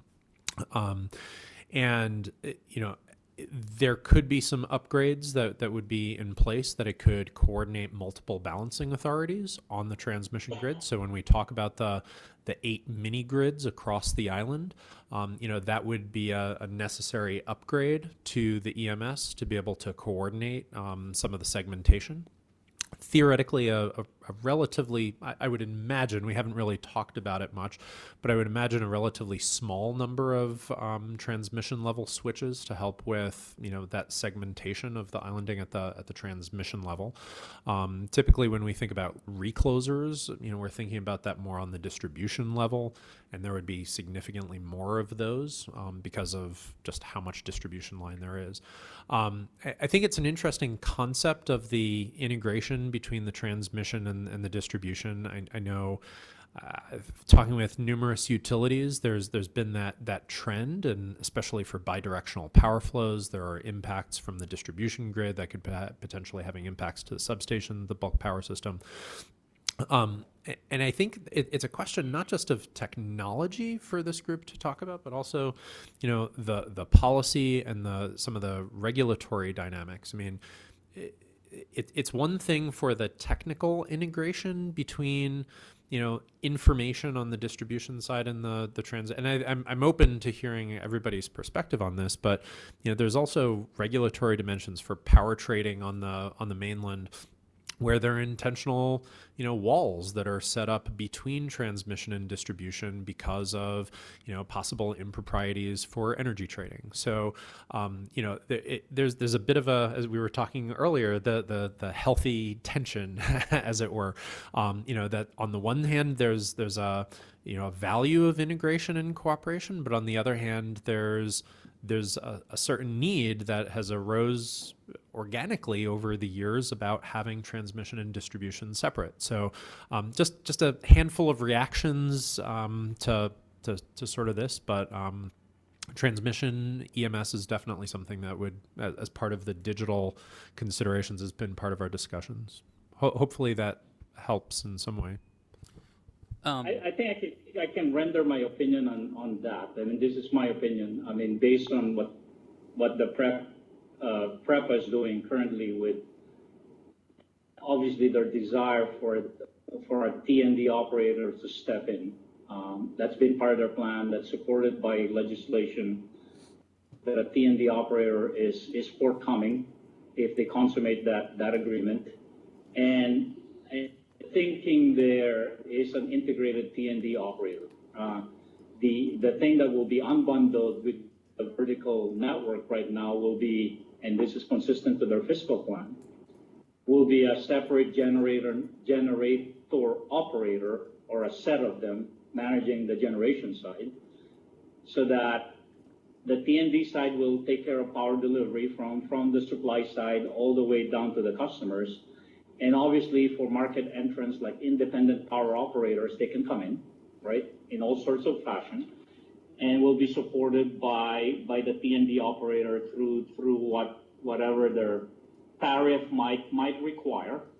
because they're also going to treat even the PREPA-owned generation through a PPA as well. They're going to convert them to that when they go to that scheme. So the future, if it's consistent to their plans in the fiscal plan and through legislation because of the transformation, it is a consolidated T&D scheme that's obviously regulated, and then you have all those generators that will be supplying the supply through what we see as a market entity probably managing them, which is probably annexed by the T&D operator. So that is the diagram that I saw in the fiscal plan, and if they proceed with that, that is the future. So that's just my opinion of what will happen here in Puerto Rico. Now, could it be that they're going to go to an open market where you have to unbundle T&D? I don't see that in the works right now because it's baby steps, right? It's more like unbundling the G side out of the T&D and then let the grid managers run it all the way down to the customer delivery systems. So, I mean, our colleagues from PREPA can correct me, but that's what I see in their plans. This is Chris. So I have a strong reaction to the convergence of the T&D, because in my mind that goes against a lot of the discussion going on the mainland about the need to split up the T&D, because as Maria pointed out, the computational needs is just going to become enormous. And that's a lot of work's been done by Lorenzo Christoph and Jeff Taff at PNL about just the sheer amount of computational power that will be needed to have the transmission system operator try to solve a distribution need. And that it's, at least as it applies to the utilities on the mainland, that just simply isn't a feasible solution. It's just too costly, it's going to break down. And so I guess I'm acting more surprised more than anything to hear that that's a potential solution here. I respect that opinion, but I mean, being when we did this thing in Florida Power and Light, because I was their technology director there, it was really the move. It doesn't mean that you have to put one unique system. It's more of like joining organizationally those T&D so that they don't work in silos. You can still have an EMS and DMS, so from a computational perspective, because it has its own merit, wherein the bulk electric system is still the three-phase power flow, kind of analysis, and then on the DMS side, it might be a three-phase power flow, so it's separate, but from the look and feel, you can actually exchange data between each other, and you still have a distribution operator that takes care of the distribution, and obviously a bulk system operator. So what we mean by integrated planning, however, is that from the planning side, you can decide which side of the house you're going to put your capital dollars to work for, and then make sure that when you give the directive voice of priority, you now run your studies both on the transmission and distribution side to make sure you coordinate that kind of a plan and not just do it from the feeder side or the bulk side. You actually have to integrate it, including the load forecasts accordingly, not just on the system load forecast, but even on the localized forecasting as indicative of a feeder hosting capacity. So it's a different mindset, which I think, at least from my experience from Florida Power and Light, that was the whole strategic direction of it. And the systems have to cater to that, because that's really how the big utilities are trying to tend towards it. And we see that with our customer base as well. So I would just add, I agree that the TSO and the DSO need to coordinate, and I think that need is consistent across what's going on with the rest of the states. It's the whether or not there's one entity that is the TSO and the DSO that becomes a bit more of a challenge, not just computationally, but as I'm sort of sitting here, that if a utility is out there, if there's a single TSO DSO that's integrated itself, and it now is solving transmission needs and distribution needs, but part of those solutions are going to be non-utility assets. The non-utility assets have to compete against utility assets. And to me, that strikes a whole bunch of other policy-associated concerns around, preferences from the monopoly versus the market, making sure the distribution system operator who's running the market is sufficiently separated from the operation and the planners, so there's an undue influence between the two arms, which is why I think, at least from the regulatory side on the states, on the mainland side, they're looking to ensure that there's sufficient lines of demarcation between the TSO and the DSOs. I absolutely agree with that. I just wanted to, just that natural tension that even if it's in the same the T&D is owned by the same, like you don't get that natural tension because there is a value trade, even if it's an end department. I think having a sufficient, even whenever you're looking at areas that where there's fewer customers, or lower customer density, where you may not necessarily have interest with investment in that region, but then in the cities, there's definitely a higher interest in investment. And if we go back to the 40s in the US, there were just these huge pockets that were completely left open. And that's whenever they had to have like cooperatives and other things to sort of fill that in, that had like, oh yeah, you can get loans at like 1.5%, and that was very specific to dealing with those needs. And so we know that most of the people that don't have power now are in those pockets. So I think that separating it, getting the natural tension between is extremely important to roll out the gate, because I don't know if we lack that natural tension, the incentives won't naturally be there in place to get us into sort of this sort of tug in both directions to get something that's viable down the road. Yeah, yeah. No, this is good. I think to that what it pertains to what we have seen in the IRP. The IRP efforts have articulated a couple of times, like, listen, guys, we're looking at the bulk power system. We're about central generation. We are about transmission lines. In regards to NWAs and what happens at the distribution level, we truly don't look into that. So maybe what we're trying to do through this initiative and the planning coordination working group is to see how we can align. So the IRP, that effort, could take into consideration resources that could be made available at the distribution level, not meaning that the transmission, a TSO, a transmission system operator, will be flipping switches of every single inverter of every single meter on a distribution feeder. But at least they were taking into consideration, hey, listen, like you are indicating that maybe these pockets, these are these vulnerabilities for this area, these DER resources exist, that probably through an aggregator could be made available to the utility so they can dispatch it. So I think both points are definitely correct. I mean, what Jeff have been doing and he has been showing is that, yeah, in order to have observability of every single inverter here at the at the ISO level, when you talk to the PJM guys, that may not make sense. But then for us, right, one of the good things about us is that we don't have first jurisdiction for electric, so we don't have to have that demarcation in regards to recovery, which is kind of okay. So then, we can look into a system like there are these resources that are closer to the distribution system. We're going to take advantage of those resources. How it is that you're going to be doing the flipping of the switch, how it is that you're going to be dispatching, well, that may be up to an aggregator, that may be up to a different scheme that doesn't have to go all the way to an independent system operator to be dealing with all these assets. So right now, Ed, thank you so much.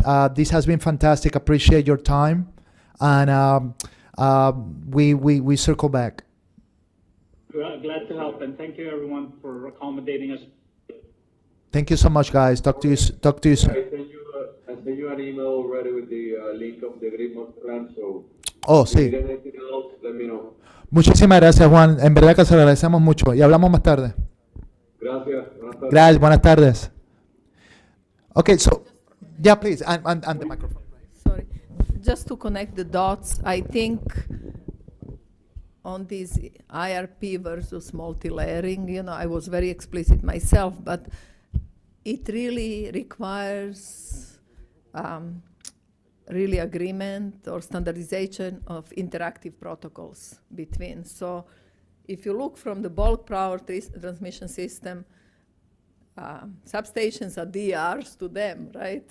If you look from the substation to the DRs, they are DRs, so you have all these layers and they all have to have some common set of protocols. If we don't have that, then I think you're at the mercy of, and the question I would have really liked to ask Navigant and build back better people, have they ever tried to simulate both distribution and transmission? We did with the GIS that we had for PREPA. So the high voltage is 2,000 nodes, distribution is 33,000. And you put it all together, and if you've ever been into simulation of algorithms for such thing where you have such drastic numerical, vast numbers, some are low voltages, some are high, good luck. Nobody has managed. California tried, 20 years ago when they started putting first DR in Santa Clara area, I believe. They were asking the question, can we have, can you put this DR? And then at that time, I think Public Utility Commission wanted to simulate both transmission and distribution of California. It just completely flopped. So I think it would be just wasted effort as far as I can see it. And I think Navigant and these guys have to be really explicit. It cannot be like a moving target. First, he says, integrate it all. And then he says, maybe we'll separate them. So I think you should stand firm because it has all sorts of implications. Do you have many system operators interacting or not, or what is the protocol? Otherwise, I think it's just like going to be negotiations.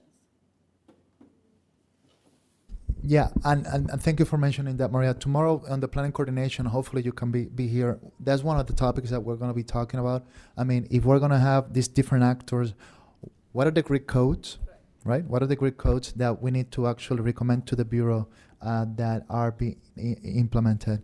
We're going to bring back, Chris is going to talk to us, so we're going to, on the final stretch, guys. So we're going to go back to the morning, right, about the recommendation that we spoke, and we're going to go one by one to get, we want to make sure that we're getting de una manera fiel que estamos cogiendo su insumo para limpiar estas recomendaciones que tenemos. So Chris has the floor. You know what? No, you just, I will go ahead and take some notes. Yeah. Okay, so we are going to go back through these recommendations, and I believe Jorge has made a few adjustments to them. So what we really want to do on this one is just basically go through these in a bit more detail and get your feedback on whether these make sense. If there's anything we want to add or subtract or be more clear around on this topic. So again, the first recommendation, not in any order, relates to heat maps. So the recommendation here is that the T&D operator or the operator, PREPA, whoever it is, will provide a hosting capacity heat map on a public-facing web page with different voltage classes and provide generic values for each class. Just looking at that first sentence, is there any changes anyone would want to make to that? Does that seem reasonable and or necessary? We're going to need. Yeah, so let me throw the following, and Jay O'Kend is not here. So one of the things also that we need to talk about, guys, so does it make sense for the map, whatever it is, in whatever form it is, right, to be posted on the utility's website and managed by the utility? If this is something that we want to outsource through el programa de política pública energética, if this is something that the Bureau will do, what will make the most sense? On my experience, the utility is the one that manages and posts these hosting capacity maps. But as you know, we have Act 17, and Act 17 makes reference that el Programa de Política Pública Energética is the one that will be sharing the data from the utility. So any thoughts in regards to where this data should be posted, how it should be managed? Can it be in all three and it can be synced? Over here. I mean, can it be in all three sites and it can be synced? Hear you, but who are the buck stops? With you, Jorge, with you. So the T&D operator. So the buck stops with the T&D operator. I think you have clarification. Yeah, we need to have a microphone because remember, we got the, yeah. So who is T&D operator? Is there one operator? Right now, yeah, there is a process right now of they're choosing a T&D operator that in the near future will be announced. So there will be many? Well, right now it seems to be one. No, I understand. Right. So that's PREPA. That's a T operator. It's not D operator. That's my question. Well, right now PREPA is doing both, right? PREPA. Yeah. What's PREPA? How can PREPA? They are not even scheduling their generation with economic dispatch. What are they doing? Oh, okay. Well, Yeah. Seriously, guys, who is dispatch? We just heard from Navigant Right. that they don't even have state estimator and they're not dispatching. That's even for high voltage. So what are we talking about here? right. So let's go a little bit into that, right? So there are some PPAs, right, that need to be honored.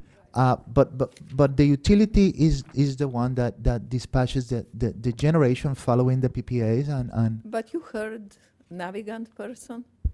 He said that, if I understood it correctly, state estimator is not working. They're not doing economic dispatch. so how the So dispatch what is is, happening. let's say, PREPA now? Right. Who is managing the system and where does this go to, what information needs to come from whom to actually create these heat maps? Right, I'm completely confused if you don't even have a state estimator right.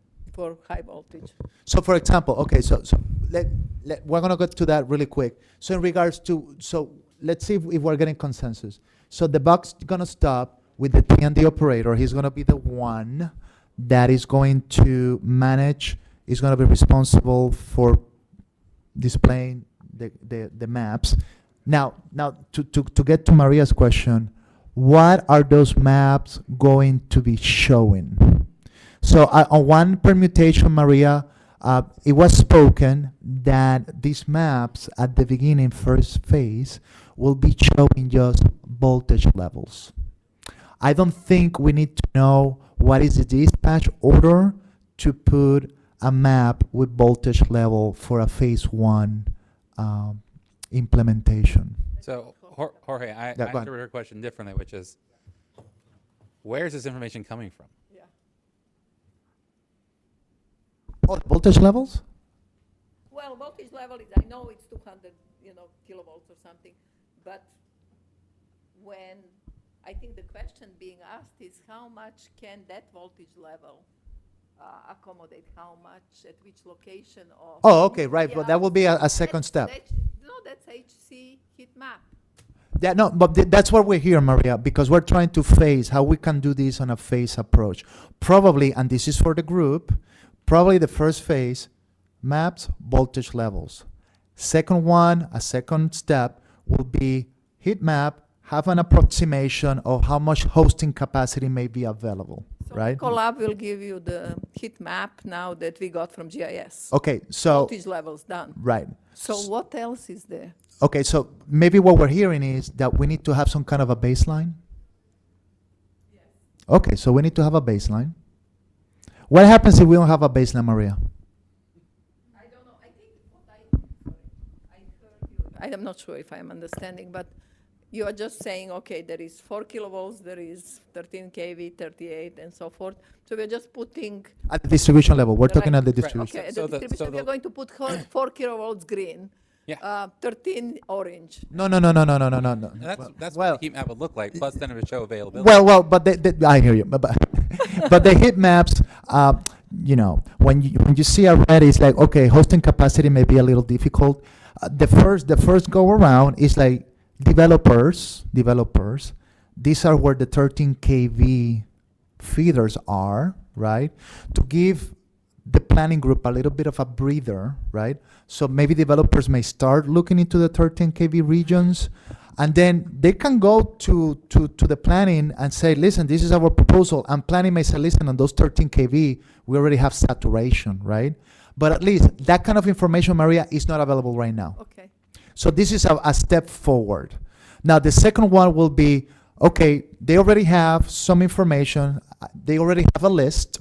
You have a list. And maybe starting with that list, we can start building some kind of heat maps. But then, eso se lo estoy tirando a ustedes. Ahora se lo voy a tirar al ingeniero Vélez. Estamos hablando aquí, ¿verdad? Para ustedes son los que... ¿Qué usted cree, cómo serían los primeros pasos para los mapas, ¿no? O sea, primero los voltajes, después una idea bastante high level de dónde es que están los constraints. Entonces, como dice María, ¿cómo es que, de dónde sale esa información para representar que aquí hay constraints? Mira, por lo menos en el momento actual, por ejemplo, cosas que nosotros tenemos disponibles. Nosotros tenemos un modelo de los circuitos que hemos estudiado. No tenemos los modelos de todos los circuitos de la isla, pero por lo menos aquellos que nosotros hemos depurado, que nosotros hemos tenido que hacerle un estudio suplementario, que es lo que en Estados Unidos le llaman los System Impact Studies. De esos circuitos ya nosotros los tenemos modelados en un monolineal.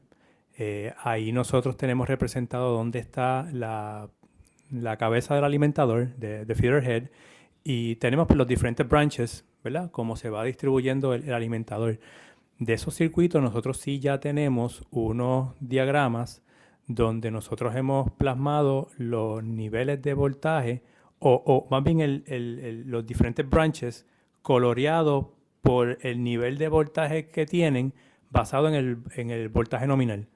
Tomando el voltaje nominal como 1.0 per unit, pues vamos desplegando en ese circuito por colores cómo están los niveles de voltaje de acuerdo a la penetración de sistemas fotovoltaicos para ese momento donde corrimos el análisis, que de nuevo nosotros corremos análisis en demanda máxima y mínima, pero el limitante aquí, que quizá que más nos interesa ahora, es en el momento de demanda mínima cuando hay máxima generación solar fotovoltaica, que sería más o menos entre 12 de la tarde y 2 de la tarde. Que por lo menos ese tipo de mapa visual, nosotros en el departamento ya tenemos de varios circuitos, tenemos ese tipo de representación disponible. Yo creo que eso podría ser un primer paso, que por lo menos puede dar una idea a la gente, ¿verdad?, que lo esté observando, cuáles son las áreas donde quizás al momento, con las condiciones que tenemos y con la infraestructura que tenemos, cómo están los niveles de voltaje en los diferentes puntos de ese circuito. Can I just ask a clarification question? So when you say, okay, minimum demand is the worst case, right? Maximum generation DR, let's assume. Do you have information, locational information about demand? You do? I mean, to which level of granularity? Because there is distribution feeder demand, but then it's different at different neighborhoods and stuff. And that's the base case that Jorge is talking about. Do we have that? At least for the feeder that we have evaluated, we do have demand information at the feeder head, and in some feeders we do have intermediate information at different branches where we have big load concentrations. And we have that information because we have metering equipment at our office that we manually installed on the conductors. So for these feeders, yeah, we do have metering data at the feeder head and probably at 3, maybe 4 additional points downstream on the feeder. And that information, we have it for during the monitoring period. We actually made the analysis for the maximum or peak demand, which normally occurs here in Puerto Rico at night. and then for the minimum demand period, which actually coincides with the maximum PV generation, and that's the actual delimitation that we concentrate on in terms of integrating PV systems in Puerto Rico. If you were to run now any optimization, you would now be able to create these heat maps which give how close you are to the baseline flows are to the limits and stuff like that. I think that information needs to be somehow mapped into colors for heat map, right? Because, you know, I can have high flow, but the thermal limit is high also, so I'm not really approaching the limit.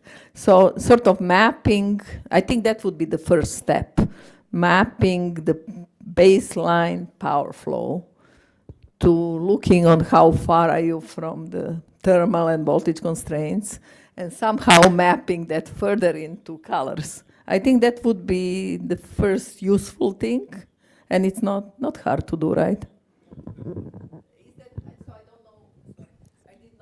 I did not know what we meant here by HC heat map. That's why. So maybe this is the simplest one, but it's not the voltage level, Jorge. That doesn't say anything. Well, when we started, so we had significant developers when we started during the summer, and the developers articulated that for them to know where the voltage levels were, that will be useful for them. And if this is something that we could turn around rather quickly, I think why not? Right? I mean, the more information, if you want to post it, go ahead and post it. Now, in regards to, so yeah, they need to go ahead and show constraints that they do know, but that's going to take a little bit of time because, as he said, I got some information at the feeder heads, but then manually, I need to go ahead and place sensors, and that takes time, which, if you don't mind, Chris, really quick, which we're going to get to the nitty-gritty, right? So look at the IT requirements and status of IT development. So we definitely don't want to start calling service areas to see if they have a resource available that they can hang the sensors for 2 weeks. We don't want to do that. So what will we need to do in regards to IT requirements to get away from the manual sensing into something that will be more approachable or more sensible? Can I propose something? Yeah. Okay. Sorry. No, go ahead. Sure. Yeah. At least as of right now, at least PREPA does have the demands at the feeder heads for the vast majority of its feeders. PREPA does have that. The limitation that we have right now is that even though we have that, it's just for one phase. So at least you have something, but as you know, the distribution systems are always unbalanced. But at least with that, you have a starting point, and so with what we have right now, you could get the demands at the feeder heads of the vast majority of PREPA's feeders, at least for one phase. That's at least a starting point. Good, and then so that's a starting point, but then you need to enhance by manually sensing. So if we don't want a manual sense, and probably we don't want to place a sensor every 2 feet on a distribution feeder. So what will be the next step? How can we? Yeah, please.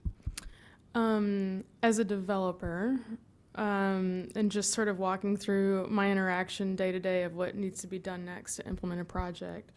It would be interesting to know, like, okay, if I have a project and the only thing that is between me and us all knowing that knowledge is that we somehow, we're already doing data analysis and monitoring anyway to figure out what our revenue stream would be.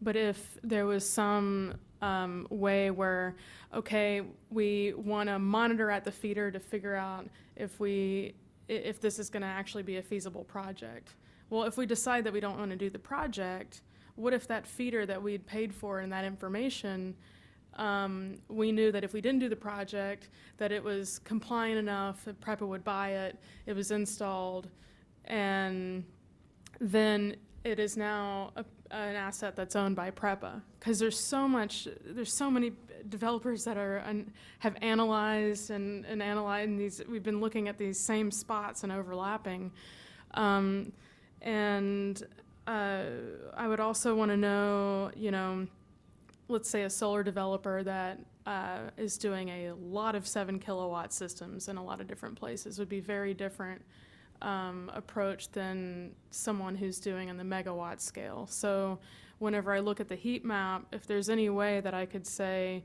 okay, I'm a developer that kind of does in this range, what are my options on the map?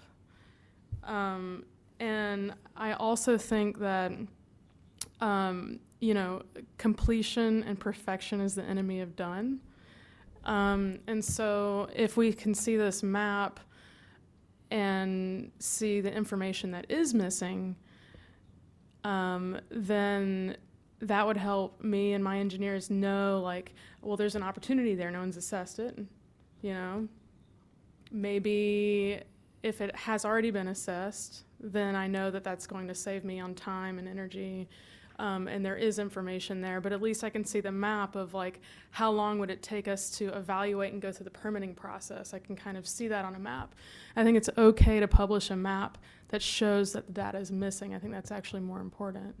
So I'll just respond by saying I think part of what you're asking for is queue management, better queue management on the interconnection process, because that will tell you, well, you want the voltage. You want to know whether you want to interconnect at a 13 kV or if someone's going to go lower. You need to know that first of all. And then That's first and foremost, yeah. And then the second part about the feasibility of your project, in my mind, that goes to the queue management process. Because if there's an online portal for the queue, then you can see where you are in the stack and whether you have a real shot at fitting into that available capacity. Right. So there are 2 microgrid projects that we evaluated this past year, and so we have feeder data that might be really useful. How would we contribute that, even though we may not have gone the next step on one of those projects? The investors maybe got scared off by the permitting, or they delayed, or whatever. But now we have this. We have a huge database of 13 commercial buildings in one area, so that's valuable. Is there anyone that would pay for that? I don't know. I mean, Right. So how to incorporate the data from the third-party developers? It will be interesting because then somehow it will have to be vetted by the utility. So how will that process look like, right? I think that's a great point. I know that in California, they actually pay for demand response, or I'm sorry, not demand response, but they pay for predictive analysis. I guess that's what I'm thinking. We're talking about something a little bit different. They pay for prediction, but if you have data gaps and you have people that are already taking that data on the ground because they're trying to assess projects, the value of that data is useful. I think that even if you had, right now we're sort of doing it with different pieces of equipment, everything, but if I had a plan that was just all right, well, this is how you would produce data that would be valuable to the utility. And I chose that path and the project didn't go forward, but I could recoup that value. I could recoup that cost. I'd probably do it that way instead, So maybe it's a process for whoever's doing the heat map to take in the information from somebody else. And curate it. They curate. Okay. Yeah, crowdsource it. I mean, we're doing it on top of each other already. Okay. I mean, I know that the site that I evaluated has already been evaluated 2 times before. Yeah. But we're not incentivized to share the data. Okay. Just to connect the we're dots, patient to put it in. just to connect the dots, the first part of the question, do I have 7 megawatts or I have room for 7 kilowatts?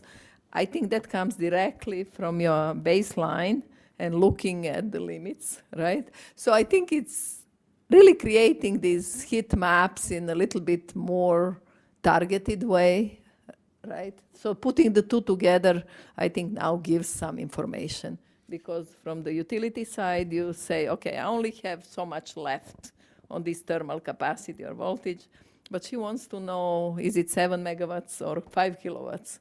And somebody needs to put the two together before you just post these And so we'll get heat to the maps. detail. And there's, remember, I don't know if where I moved it, but the last slide is where the components of it. And part of that components is ensure that that number is precise and not too big a range. So if you want to do 7, you don't want to go to a place that could be from 3 to 12. That doesn't give you any certainty. You want something that'll say, oh, we have available between 5 and 7. That way you can target that. So we want that number to be precise and then reflected in the map. Can just say one more sentence. I think this predictive aspect is extremely important. You remember I was talking about DR saying, you know, this is who we are, and either you are already on the ground or we want to do that, but that predictive information is invaluable to, so I think you are right on the target, but that heat map begins to make sense a little bit in the future, right? And what are the limits and different, it's just basically post-processing of what one can compute fast. Oh, I just wanted to say also, the kind of rule of thumb is that the higher the resolution, whether it's time resolution or spatial resolution that you have, is more expensive, right? I'm sure there's some things out there that sort of skew that, which are which we should really look at. But in, you know, what resolution do you actually need for different activities? And so I just wanted to say that even if we have a high resolution, or even if we have low resolution in certain areas, I think that with the data, whenever I'm looking this, is like, what data is missing? And what info do we know at what resolution and confidence? So if that would give me an idea, like how fast the permitting process could be on my project. If there's low resolution and no data, then yeah, it's gonna probably take longer, you know? And it might be fine, at least I can plan for that. If there is, if there's a low confidence, but generally, you know, in a kind of a medium resolution, but like I'm smack in the middle, then I know that still the project might still go forward, right? And I think it's okay to have that level, you know, because we're going to converge, and perfect is the enemy of done, right? So maybe you have like, you know, a whole database of information, and you know that like this area is a little fuzzy, but this you really know at various levels, and I think it's okay to publish that. I mean, you know, it's legal binding? No, it's not. It's not legal binding. I mean, is a good faith attempt into providing information to the public. It's good, just good faith.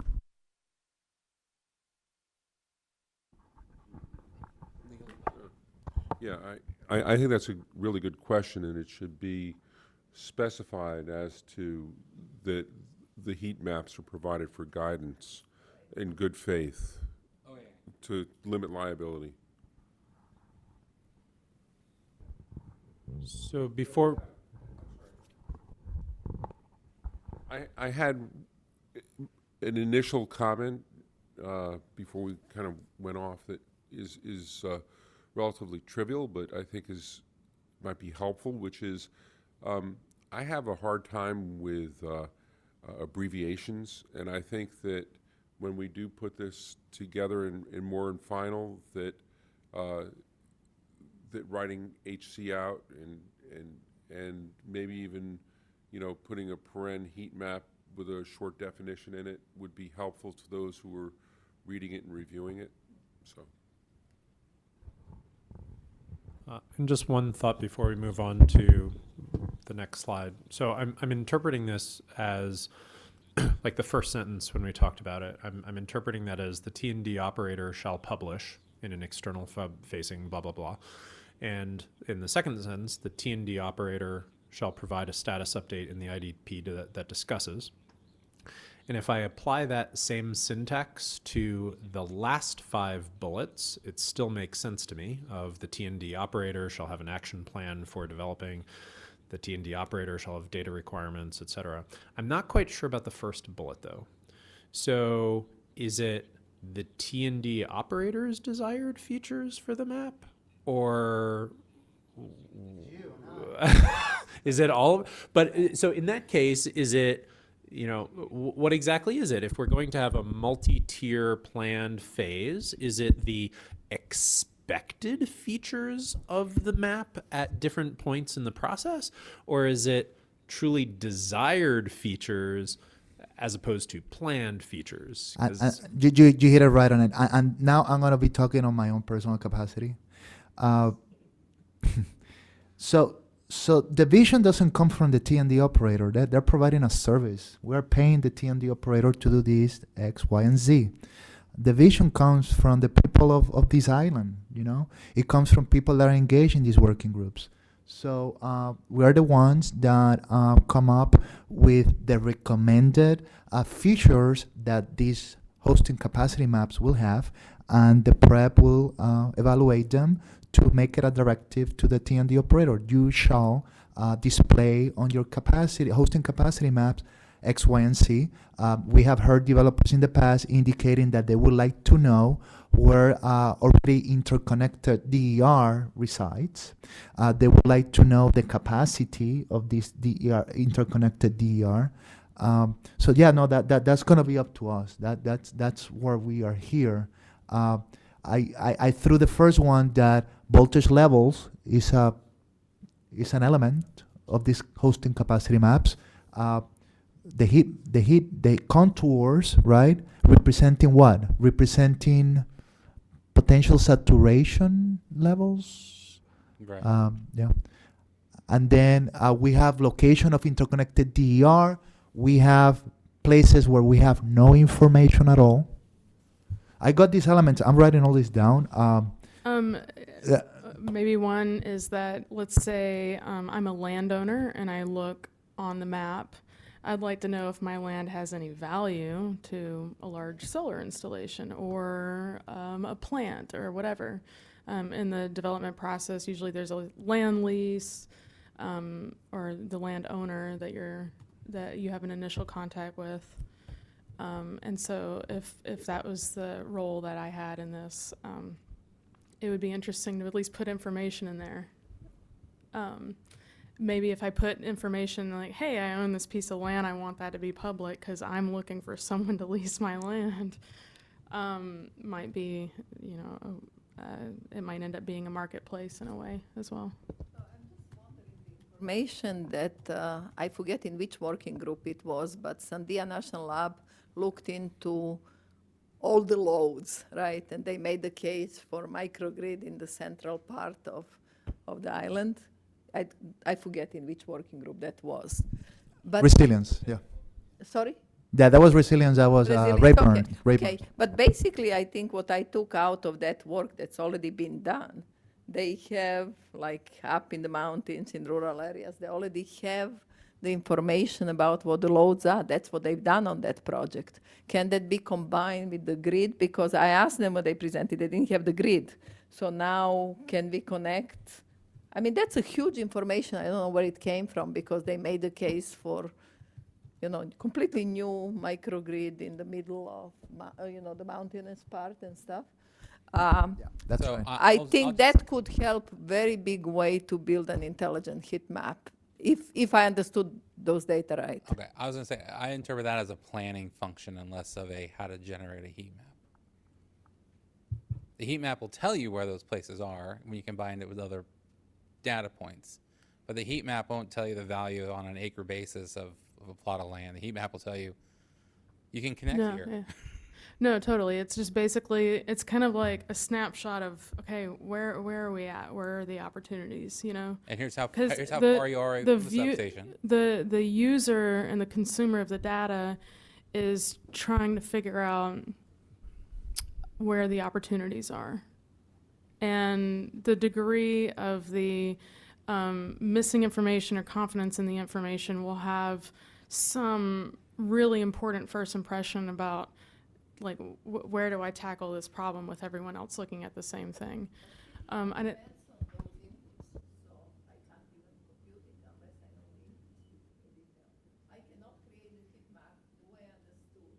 Maria.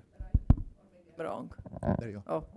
Oh, I cannot create the heat map for that mountains region without the inputs, the data that Sandia created. They have all these loads. Right. And so this is the input to the grid that they didn't model. So now you Right. combine the grid with the inputs, and only then you can begin to tell you where you have more room to build or whatever. So it cannot be without that information. Right. So the Sandia work identify mainly from public sources where the critical loads, and they define critical loads as gas stations, hospitals, supermarkets, if this is the only supermarket, like in 3 municipalities. So that could be good information to have, but that will be more of a we need to temper what it is that we would like to see from these hosting capacity maps. On my experience, I have not seen any utility that have displayed like critical loads with their hosting capacity maps. Maybe this is something we want to go ahead and take on because of What I would say is that it's a use case to be built on top of the hosting capacity Right, map. right. Is that somebody can take the hosting capacity map, say it's on a Google map, take that, just start popping down your own things on top of it. Saying Oh, you can do yeah. that, you could do that. so an XML export function. Be awesome. Okay, let's move on. This is a new one because it's come up and it seems to be pretty important. This relates to ensuring that the GIS information is accurate enough so that the hosting capacity analysis itself can have a good level of confidence that the information that's being provided is actually based upon relatively accurate GIS baseline information.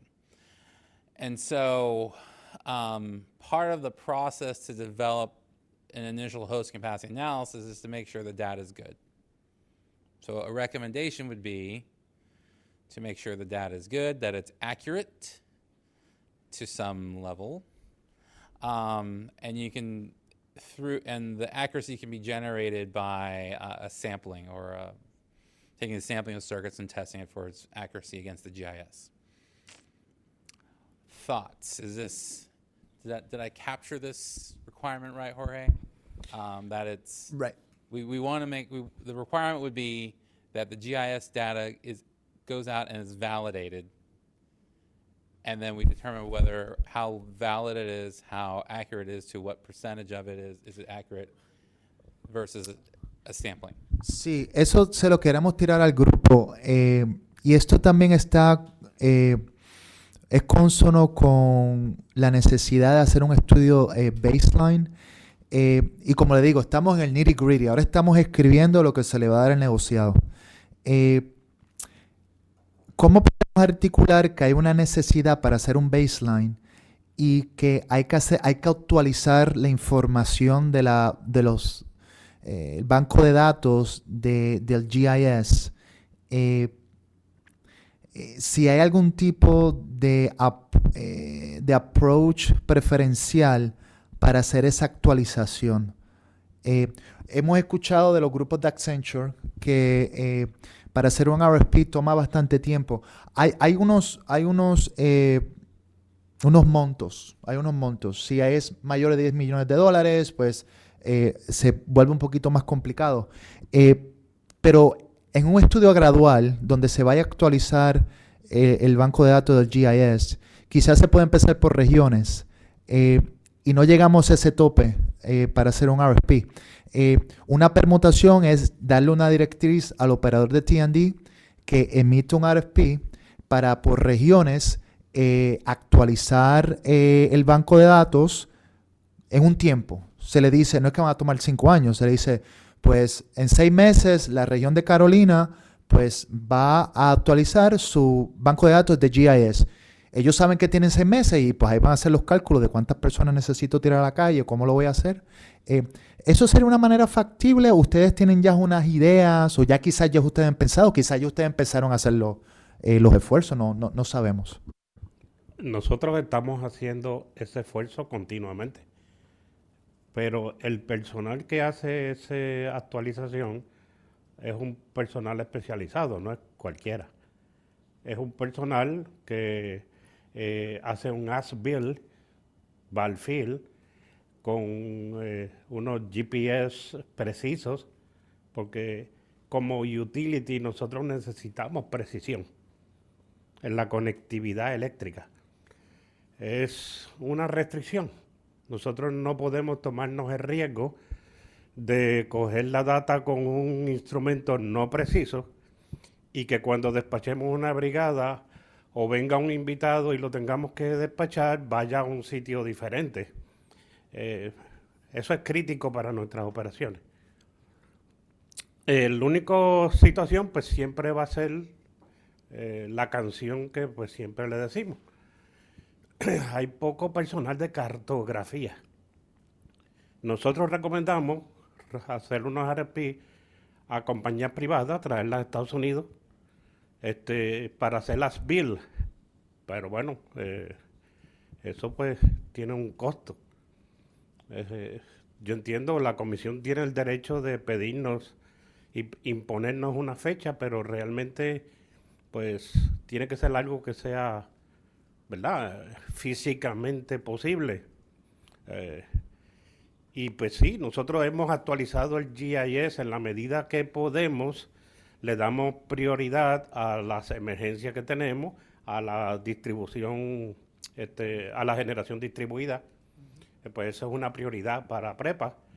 ¿Por qué? Porque pues se nos va la vida en la estabilidad de ese circuito. Muy a pesar de que ahora tenemos la orden de pues aceptar cualquier desarrollo menos de 25. Nosotros responsablemente tenemos que, after the approve, nosotros tenemos que hacer el estudio como quiera.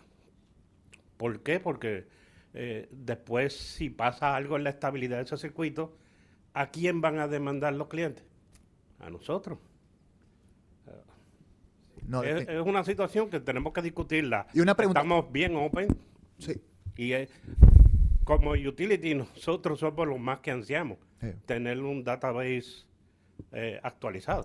Y le pregunto, y entiendo que se necesita personal adiestrado y va a tomar tiempo, pero le pregunto, para los esfuerzos de recuperación debido a los huracanes y ahora tenemos un terremoto, podemos argumentar con fuerza que este tipo de estudio es necesario antes que se haga cualquier tipo de proyecto.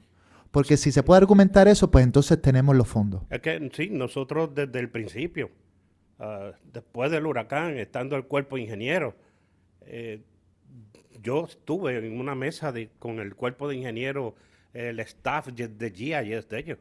Ellos cogieron mi data y yo les dije, mira, es la oportunidad del lugar de traer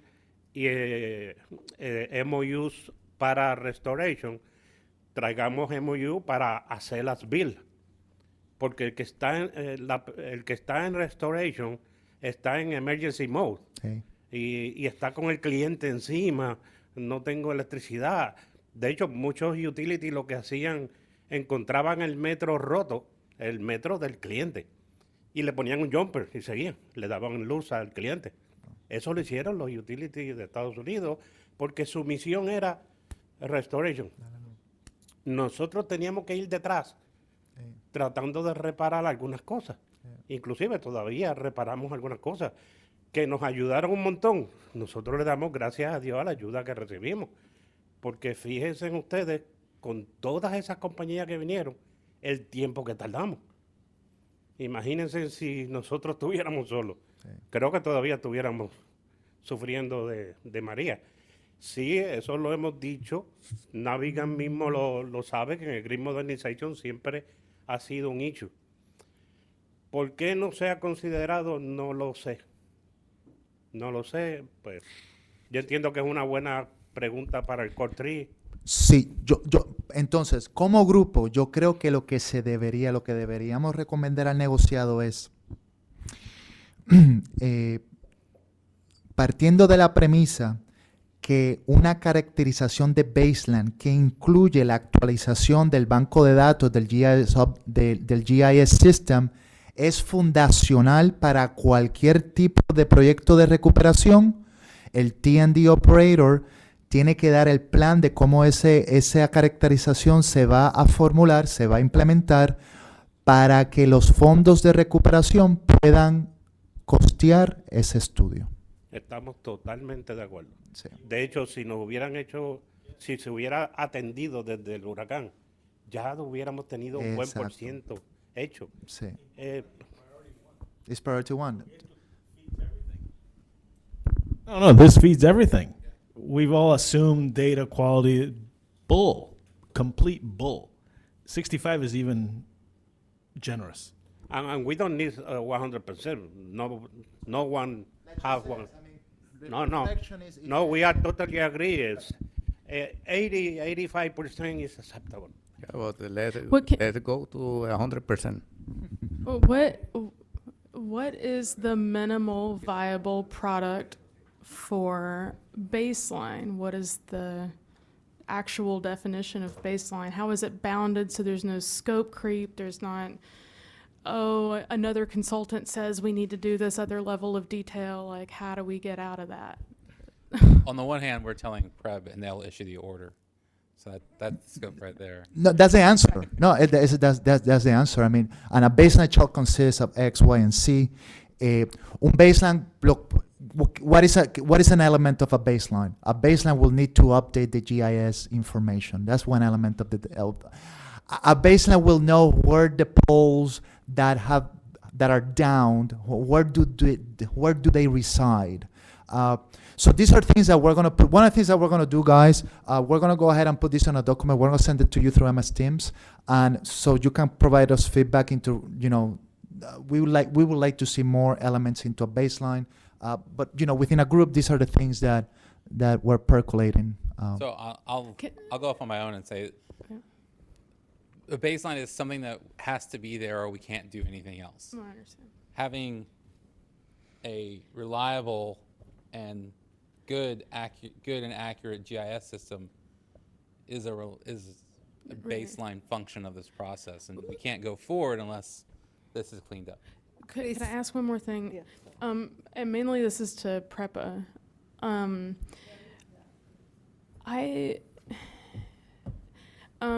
What do you think are the real limitations to some idea of crowdsourcing the information that's on the ground in a way that generates information that we know is not completely validated, we know is not 100% accurate, but that is more accurate than what we have right now, that puts it in the pipeline for then later validation?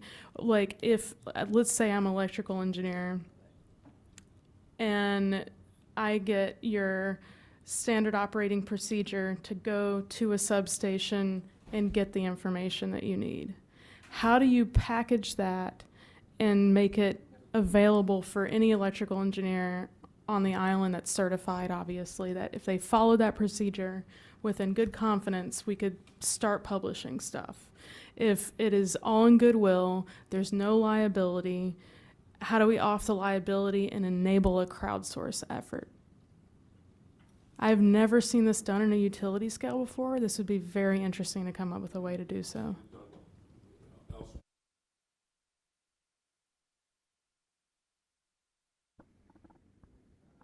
I would have to look into that. I mean, I think that this might be, of this scale, I think that it could be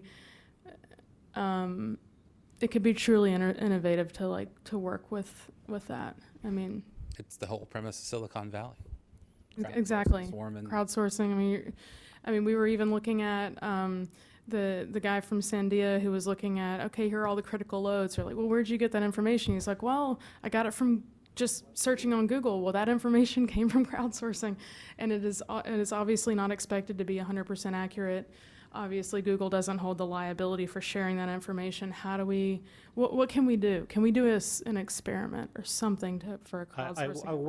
I want to remember Camacho that since the first workshop, I request help in defining how to share data, because what she's telling us is a little scary about cybersecurity, homeland security, but I need help. I need a more interpretation about homeland security, protected critical infrastructure. Right. Right, and we're going to be talking about that in a little bit. And I believe that with some people like developer, we don't. I was discussing, but Yeah, so let me tell you my experience. Already we have everybody, but the largest power plant is out, and now we have half the, you Right. know. no. But that's So- so let me tell you- understand. It's, Right. There are electrical connectivity about any facility. Right. So- public Like building, substation level. hospital, Right. feeder FBI Right. building. You have federal dependency. Right. We have a critical infrastructure for Right. security. Right. So and we're going to talk that a little bit. So one of the things that FERC does, they will require that you register with them if you want access to critical electrical infrastructure information, and you go through a vetting process, and then the data is shared with you. They're NDAs. Yeah, and so yeah, so that there are methods. There are methods to get this done. Yeah. Just a streamlined process to subcontract out all the electrical engineers that need work on this island. You know, I mean, yeah, they would sign an NDA.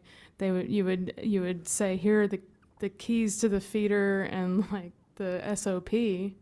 I don't know, and then buy that No, information. we back. I don't already know. How use do that we- procedures. We have agreement with everybody, with municipality, government, and we sign an NDA and we provide them the infrastructure. Okay, I want to let's hold say- off on privacy for a minute. And let's go back to this question on cleanup. Because we have another bullet on this, so we can pick it up. No, but he already have the idea to do an order because it's necessary to do an order. Sure. So. Is it on, is Yes, it on cleanup? it is really on quality of data because we didn't get, Lincoln Lab didn't get data from PREPA. We used publicly available GIS, and you can go down to accuracy of 38 kV, but then there is no publicly available GIS below on the grid. You know, it doesn't show you the connections below 38 kV. So I think we are talking about, is that private GIS? It's not publicly available GIS. But let's spend 2 seconds on the following. Let's put ourselves on their shoes after September 20th, 2017, right? Everybody flocks Puerto Rico. Everybody wants to help. We're here to help and tell you what to do. Prep, I need this, I need that. Of course, they're going to be a little reluctant. I mean, it's everybody on them, you know? And it's very understandable that, you know, they kind of, Just I'm asking as we'll go forward, right? Yeah. When we say their GIS, is that just This would be- public, this would be the private? T&D operator's GIS system. Sorry? Does the T&D operator's GIS system, how accurate is it? That would be the basic question in order to generate a hosting capacity analysis. If we've already agreed that the data is going to be held and the buck stops with the T&D operator, their GIS is the one that must be accurate. How that gets translated into a public setting, I don't know. So there has been already prep system created based on public GIS.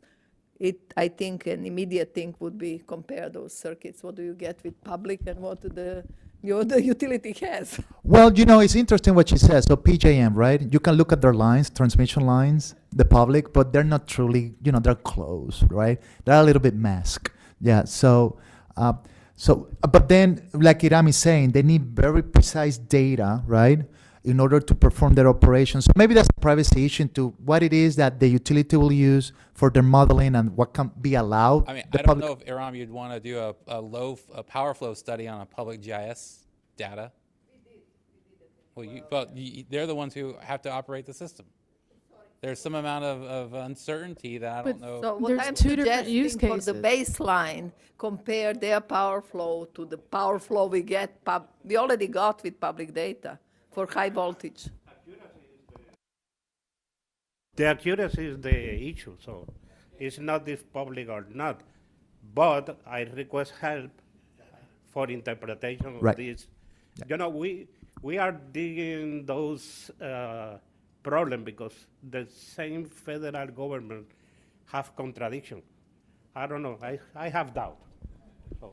Well, redundancy of pieces of data and convergence, I mean, to get more, yeah, I understand. Yeah.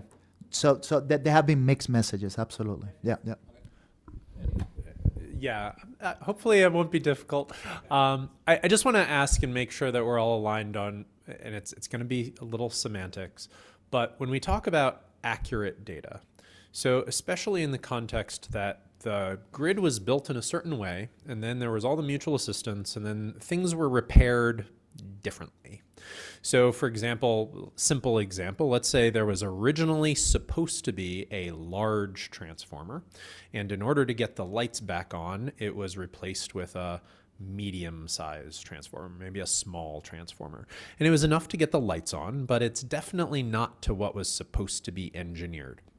So in this hypothetical situation, let's say the GIS says it's a large transformer. But in actuality, what's really there is maybe a small or medium transformer. It should be a large transformer. It used to be a large transformer. So when we talk about correcting and cleaning up and getting it to be accurate, I just want to make sure, are we all aligned, that does that mean we would clean up the GIS and the GIS would then say it's now a small transformer? And I just want to make sure in this simple example, are we all aligned that that's what we actually want here? It actually is a small there. I look at you go out there and look at Yeah, I mean, are we saying that we want a virtual representation in the GIS as a snapshot of what is actually there right now? So if I took a picture of a nameplate in my neighborhood, if I had access to that, and there was a geotag on it, would PREPA pay me $1 for that information? I mean, I'm joking, but I'm thinking about crowdsourced solutions. This is a massive problem. This is if this is going to be the gateway for us to take the next step, like, this is massive. So Andrew, my response is that yes, because for our discussion on hosting capacity, if the GIS system says there's a large transformer and they run their analysis says there's plenty of capacity, but in reality there's not a large transformer there, then, even though we give them all liability protections, that's still going to make people unhappy. So my interpretation is that yes, that would be the level of accuracy we should be targeting. Yeah, whether PREPA would pay you for it or not, 50-50. But Maybe 10 cents. But maybe I the don't know. pole used to be here. The pole, Someone has to go run around and do this. but maybe it was here. But after Maria, it's there. It's in a different place. Not only is it it was a big and it was small. It's now over here. No, and But photos have quick geotags. connectivity And the phase rotation. Right, and how it's- Got a lot of information in our GIS. But a photo of a nameplate would have a geotag on it. But the geotag, which precision? Your reference. Are you looking north or are you looking south? No, the precision at least. So we use a Trimble GPS device. It's a millimeter of precision. So we have challenge before. Oh, millimeter of precision. Yeah. That's our procedures. Any utility do that. Any utility. And this we are is not right. alone. So at the end of the day, right, they are the ones that are in charge of maintaining the reliability, safety of the system, and they are the ones that could get dinged, right? So we got these developers, which, listen, what we're trying to do is fantastic because we're trying to get the benefits and the functionalities of these facilities incorporated into the system operations to proffer benefit, right? But at the end of the day, it's up to them. If something happens on the system, they're not going to go to you. They will go to them. So they need that significant precision for their operations. But- And that's a balance, right? But let's say there's two pieces of information. One is aggregated public data that is first pass level, like where are we in this space, and the other one is the refined data that's going to take much longer to maintain. And if you have a large discrepancy from the public aggregation to what is on there, then it maybe that calls on the refinement. You'll never be able to get away from having an engineer that represents PREPA going on the ground or validating that information in an installation. Like, I don't think you're ever going to get away from that, but that's not, it shouldn't be the gating factor of us trying to move forward and figuring out where our opportunities lie. So I don't disagree with that. What I'll just note is that I'll back up for a second. So now, we're trying to get this hosting capacity discussion through, and we need to make sure the data is accurate. GIS serves a million other purposes other than just hosting capacity. It's planning, it's load flows, it's modeling, it's resilience, it's everything that's built upon it. Yeah, GIS is one of the foundational components of just operating the grid. And I think what we're trying to get through, and I know we've got agreement, I think, from everybody, is that really without an accurate GIS, that is a foundational component, whether it's for hosting capacity and or you know that one whatever. challenge that any utility have is the electrical connectivity, because we use a feature that is called in OMS trouble analysis, that they detect the client position in the circuit. When there are more than one client calling from the same circuit, we capture just one event. If we don't have that feature, it would be a nightmare to track a client request. It's a nightmare. So I'm going to move on, building off of what we just talked about. Connect with the technical. No, because we're moving. We I think- only have 20 more minutes. We got to get moving. We're got to keep moving because this is a great place to build off of this next slide. It is to wrap these points together, which is GIS is important, but are there ways to live without full 100% accuracy? So this is why we would talk Is about there a phased value approach. for low precision? Right. So we talk about phased approach. So we know that in hosting capacity, we're not going to be able to do 100% giant Pepco, ComEd hosting capacity. So we know we need to start at some place, say today, and then move forward over time, over the 5 years or so. So in thinking about this phased approach, part of the question, I believe, is, what can we do in the short term? We know we need to do GIS updating, so we can do that. We know that we want to identify the end state, which we sort of talked about. But I also think that maybe we could add a new bullet here, Jorge, that talks about this interim component of how can we make do with what we have to meet the needs of developers and the public with the data that we know we have available today. And I think that is sort of built into the process of why we want to do a phased approach. Data that we have available, but maybe coming from developers. And somehow we need to curate. So that would be the flip side of the operator then would have to also have a process by which you'd be willing to take information coming from the developer. Yes, you'd have to validate it and do something with it, but taking the data from the developer to say, hey, this is, an engineer has said this is all good. It looks consistent with what we already have. Right. We're willing to move along and allow it to move forward. So there's a give and take in this process. There is a possibility that we can use the data and put in another layer separate from the operation layer. Right. Yeah, separate layer. Yeah. Correct. I Okay, mean, cool. The way that Google aggregates its data is they get 20 users will sort of guess where a spot is, and then they'll take that and then sort of, So we can publish the data, but with the disclaimer that Oh, yeah, it's flagged. Okay. It's obviously not, yeah. And that sort of gets also to this last bullet of simplified approach. Is there anything else to think about on a requirement for a phased approach? Now, phased approach is not unique. Lots of utilities have done this, but is there anything else that we haven't talked about regarding what type of information needs to go into a recommendation on implementing a phased approach? Yeah, and let me caveat that, and we're gonna go back to the AMI issue. Do we? No, I don't think we do.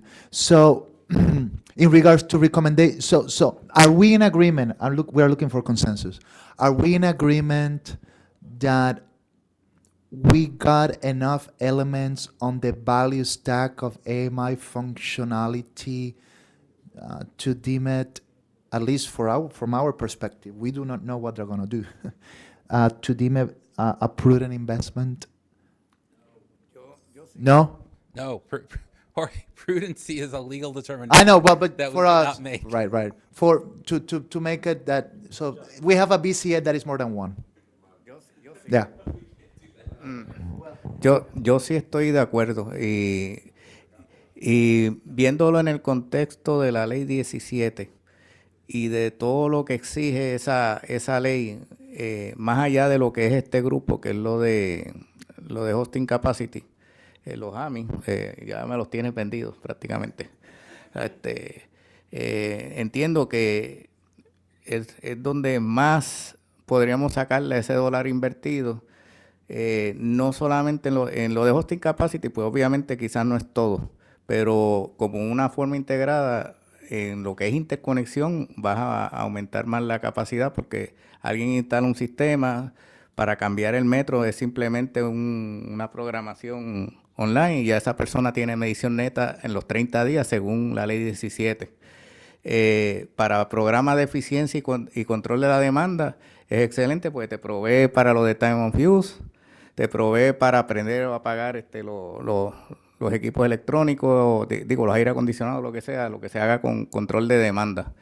Que entiendo que de las distintas alternativas, sí, a mí yo favorezco de que sea una primera opción, porque también viendo la otra parte, lo segundo que sería lo del 13 kV, es razonable, pero los lugares que usualmente tienen el voltaje bajito, los 4 y los 8, son usualmente cascos de los pueblos, lugares que realmente son lugares que no tienen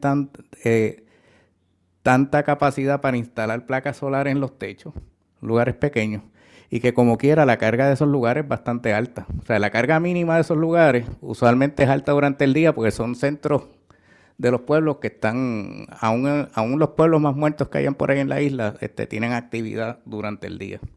Que no sé, eso me lo saqué más o menos de la manga. Pero entiendo que es una buena aproximación en cuanto a utilizar los recursos de la mejor manera posible. No sé.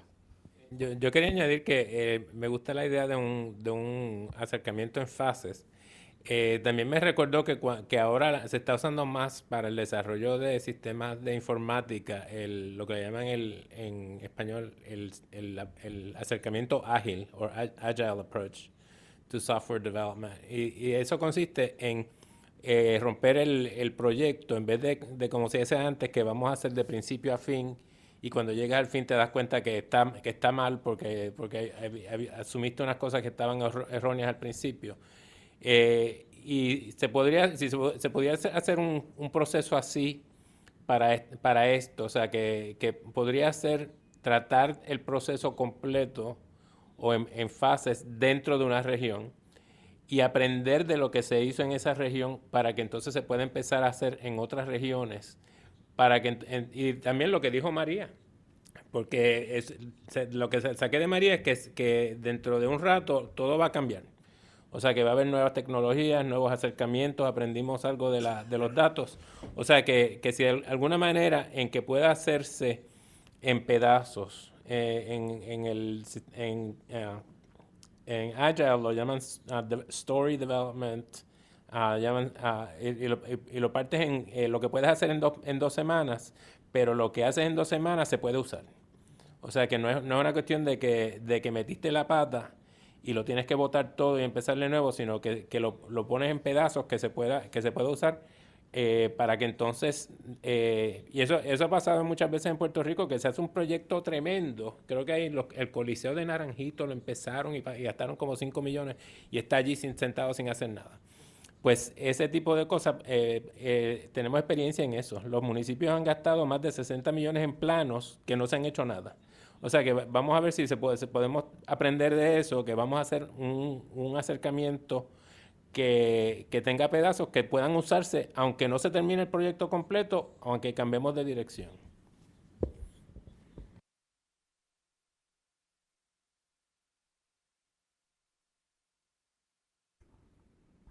Thoughts?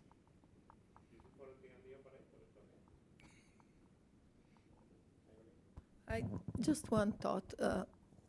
So the AMIs, I was very shocked to hear actually that even high voltage grid doesn't have state estimator. If we are going to have all these AMIs, they have to be processed somehow and verified against measurements in the field and so forth. Somehow we have to put the bullet on state estimation. It really became so clear after I heard it. I mean, Estimation for dispatch purposes? for everything, for situational awareness, because, this precision, even the state estimator cannot align measurements with the computations of power flow. So this precision we are talking about, it has to have some purpose, right? And I'm too tired now to think through, but either as a capability early on, and if we have that, then AMIs may have different value, right? So Andrew, have you looked, and we need to talk to Ed, have you looked into incorporated predictive state estimation capabilities?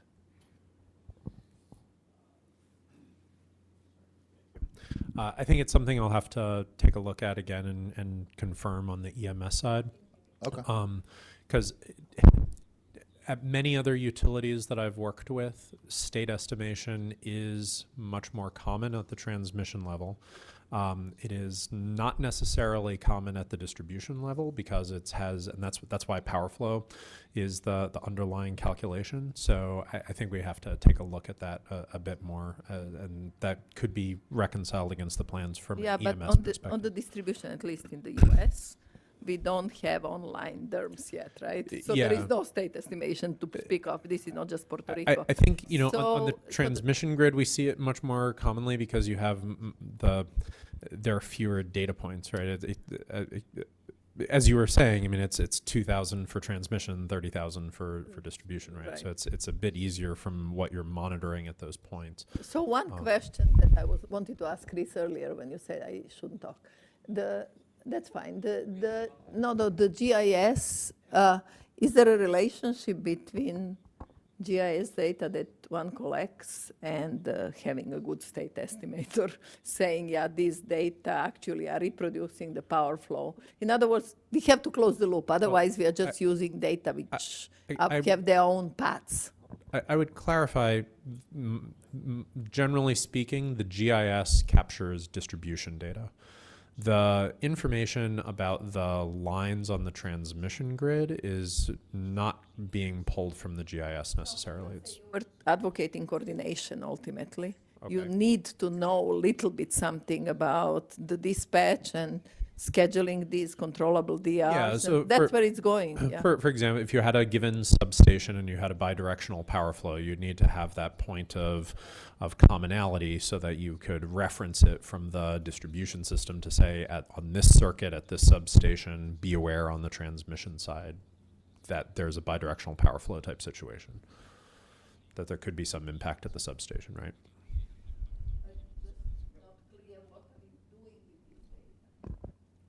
with GIS data otherwise. I would say the GIS data is important to have an understanding of the voltage, the capacity, what is the gauge of the wire, what is the size of the transformers, all of those elements of the distribution grid to have an idea of what is the capacity, not on a real-time basis, but on an as-built basis, what is the capacity of that infrastructure to accommodate it. Right. So the planning department is making determinations on assumptions from the GIS database in regards to the conductor rating, in regards to the transformer capacity, and if they don't have that information, it's accurate. It's going to be very hard for them to do the power flow. Listen, we got to do two more slides, and we got 5 minutes. And GIS is a foundational part of ADMS. Okay. So maintenance and access. So we talked a bit about this earlier. We have a link now to the PEPCO heat map, or the host capacity map. All right, so quickly, we kind of already talked about this, but the question is, as a recommendation, the recommendation would be that the T&D operator identify ways to ensure that what's in the queue and what's been installed on the DG side at each circuit is somewhere in this process of the hosted capacity analysis. And the A is analysis opposed to the map. Because remember, one of the very first slides Jorge pointed out is that if we looked at the DOE map of what a distribution planning process looks like, it's no longer just engineering assessments, but now it has to include data from hosting capacity and data from interconnection. Just a question. Yeah. I saw already the PECO hosting capacity map, and I saw the Con Edison and National Grid, and everybody, the majority of them, they are using an SRE tool. So just to mention that maybe there are an opportunity to use SRE, but at the same time it's a little expensive. I don't know. Let's look really quick. So this is right on the web. And now, if this is going to happen tomorrow, probably not. But they will actually come up and give you their view of their service territories. They got service territories in Delaware, in Washington, D.C., and different places. You can see at the lower Yes, right, right. is SRE, okay. Yeah. So maybe this is something to explore. In regards to providing the visual capabilities.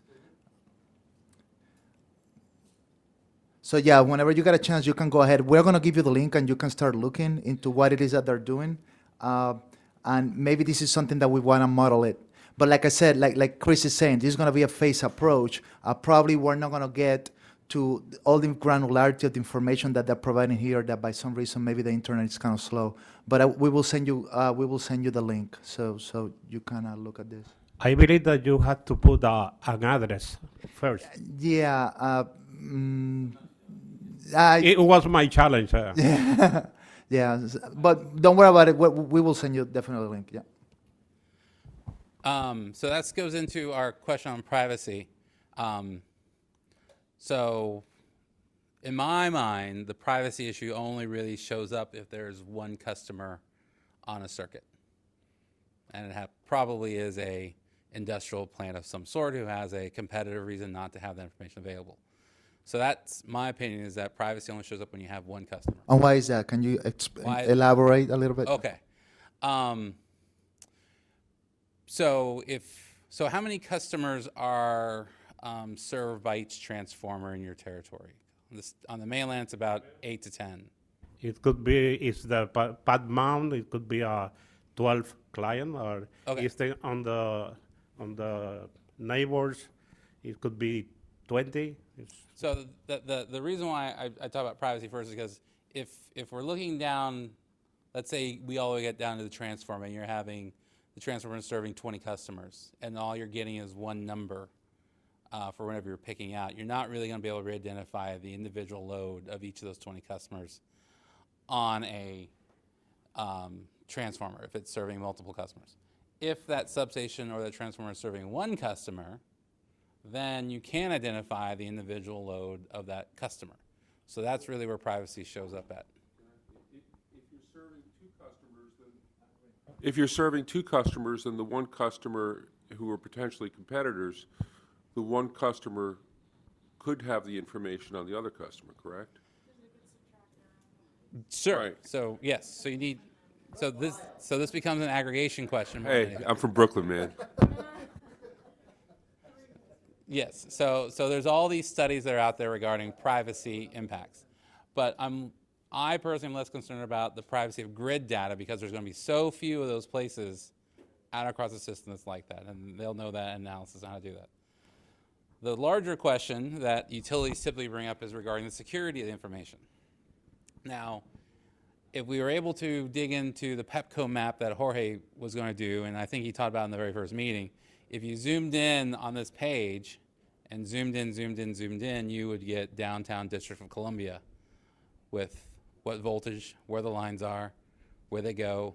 Where the transformers are, what is the Transformers are. capacity of the transformers? So all the way down into the middle District of Columbia, you can see all the way to the White House, the U.S. Capitol. Yeah.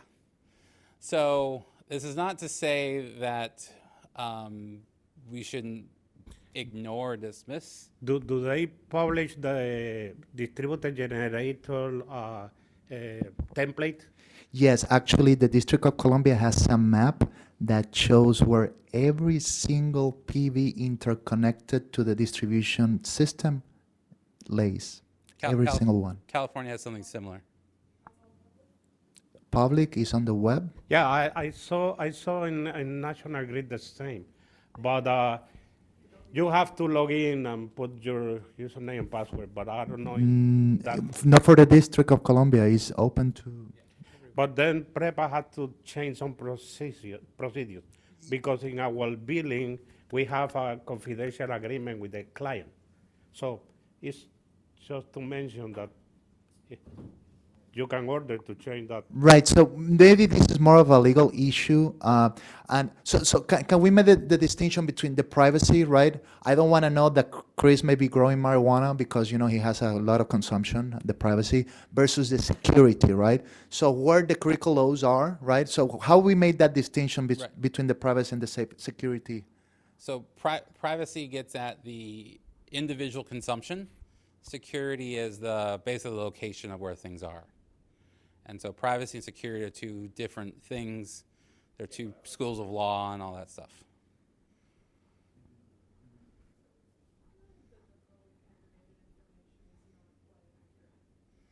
So that becomes, yeah, just restate that. Sorry, I just want to repeat it. So is it good that the publicly aggregated information is not that accurate? Is it still useful? I don't know. So Obviously, in order to be going, obviously it needs to be absolutely accurate with on PREPA's side, but So is there this is value? the challenge is, if you lose accuracy, you also lose usability, right? So the data becomes There's less a accurate. degree to that. Yes. So how do you wind through the fact that you might not need high precision in low density areas? That's the challenge. And that's, every engineer has to understand the level of precision that is needed to actually get through regarding it. to our distributed generator, this data is accurate because the law requires that we do an audit of the circuit. So we don't have problem with the distributed generator, just with other clients. But I guess where I'm curious about I think it's important that PREPA maintains that accuracy for sure. Is there I mean- value for less accurate information at But- all in this chain? But as a developer, I'm imagining you would want the best available information possible, right? I would As rather long as you could take. get it quickly. I would rather take less accurate information for my high level assessment now than to wait 5 to 10 years for less, because I'd be out of business by then, or I'd Fair be in a enough, fair different market. I mean, it's just the way it is. I guess what I'm struggling with is the question. I fully acknowledge the precedent in DC. What is the reason that it needs to be publicly available? Like, if it could be, like, if you could give the details, and as long as you had it password protected by a registered developer, and you say, okay, well, you have a legitimate need to see this. I just don't understand or see the need for it to be publicly available. Right, and let me ask. Okay, fantastic. Let me flip that a little bit, Andrew. Why not? What is the difficulty of having lines that if we go to Google Maps or we walk the street, because most of the system is going to be overhead, we're going to see the lines, we see the capacity of the transformers. I'm just playing devil's advocate. I'm not trying to be facetious. I'm just saying, I mean, I could that- envision situations of bad actors having, like, especially with like underground lines, like for DC, that's where I'm shocked that they have that, because I presume that's underground lines going to the White House, right? And I could imagine in a situation with the White House that there would be heightened security near the White House. But if I could easily trace to have an idea where those lines go in an underground fashion, to have an idea what substation that's a mile away from the White House that could be, posing a threat as a means to take down critical infrastructure, like that's the worst case that I'm concerned about. And like Chris and I had a conversation about this, and he challenged me, and I appreciate your challenging me. And like, that's where I thought about it. And it's like, okay, we'll just password protect it. Like if you're a registered developer, like, and you're able to get that password, access within a couple days, and then you have that access for however long you're operating, I guess I just don't understand why it needs to be public. I mean, there are cheaper, sloppier ways to go about terrorism. I just, if you know what I mean? I don't think that, publishing where a line is, what is someone just gonna, I don't know. I hesitate on that fear campaign. I think it's extremely important, but there's some perspective that I think we should. So all I'm asking for is one example of why somebody would publicly need access to be able to see and trace the lines. But Well, how about we are this? not we that.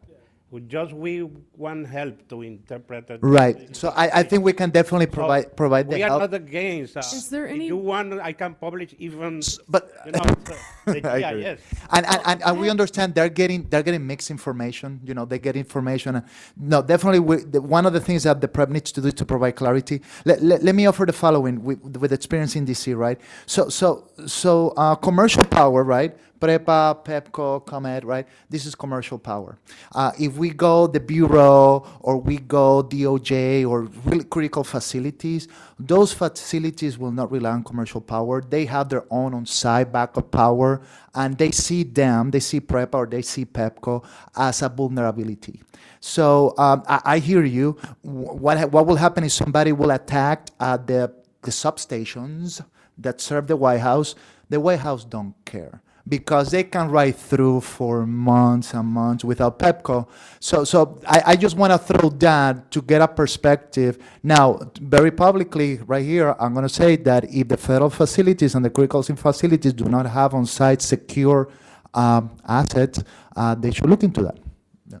Well, just one example, FEMA was actually a tenant in one of the buildings of a building owner, portfolio owner.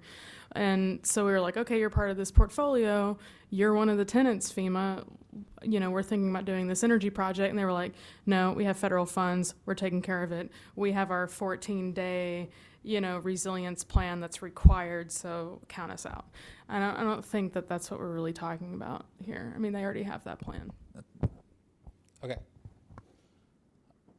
And then the last one, we all agree with this, so we can go home, right? Almost there, Chris. Almost there. I'm thinking of the guys behind the screen here. So as I said, we lead up to this, which frankly probably should have been the very first slide. But anyway, this is what would be the components of the HCA. So we've already talked about the heat map. We talked about the need to clean up the data. We talked about how to access this. But what this is looking at is what are the vital is the wrong word. What are the necessary ingredients to run a hosting capacity analysis? And like I said, I took some of this stuff from what's gone on in other parts of the country, criticisms that IREC has lodged against hosting capacity analyses done by other utilities, in order to make it more, in order to provide more information more usable and meaningful information to developers and to the public. So we have got to figure out the software provider. There are lots of software providers that come with their pluses and minuses. Making sure that the host capacity analysis works and is consistent with other methodologies that are done. So sampling rate, making sure that those are consistent. That it's precise enough to be meaningful and reliable, be based on daytime minimum load, and make a number of information available. And then over time, we got to have it become more updated. Is there anything? How about is there anything missing? And that's going to be based on sensors. So right now, do we have the capability to sense, for example, what is the actual peak load on feeders? Are we able to resolve daytime minimum load? So let me talk a little bit about 10 seconds. We know the guys on the back, they want to go. So 10 seconds. So we had an opportunity to go to the control center in Monasillos. We did the transmission and distribution. They are actually at the feeder head of every single feeder. They are actually recording on a database load, one phase. So that's what they have right now. And do we remember, was it every 15 minutes, cada hora, cada 15 minutos lo que están archivando?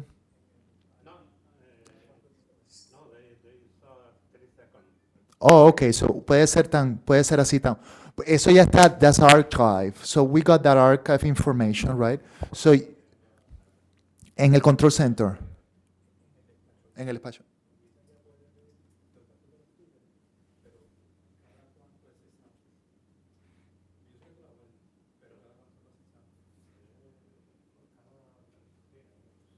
Es bastante frecuente.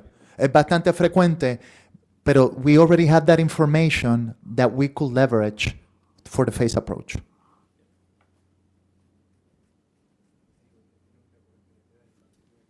And I'll just, in thinking about the phase approach, part of the components of the initial filing includes, okay, this is the requirement. Can you do this? Can you do any of these things?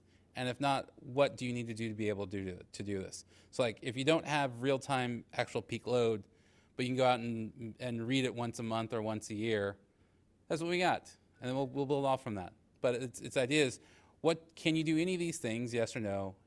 If yes, what granularity, how often? And then knowing that this is going to become more granular over time. Yeah, we have that data. What I has a evaluation is the difficulty to capture this data from our IT system and publish into the geospatial system. That I don't want to talk too much about ESRI, but ESRI has a tool that integrates with our real-time management. It costs a little, but the solution is there. And it'll take time for you to work it out. Right? You'll run it. You'll take. We already have the system. We have a data warehouse, real-time one. We capture 20 million events per hour. So, but we need the way to publish over the internet, maybe in the data lake, into the geospatial, as you can see on the pickup. I already saw it. So. Por favor. Un comentario, Jorge.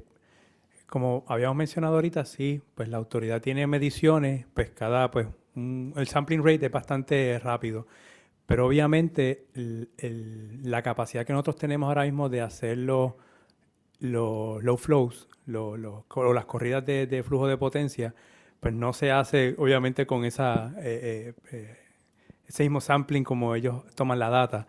O sea que lo que te quiero llevar es que la data que se presente quizás en estos mapas, por ejemplo, la demanda a la salida del circuito o en diferentes puntos, es del momento cuando se hizo el análisis.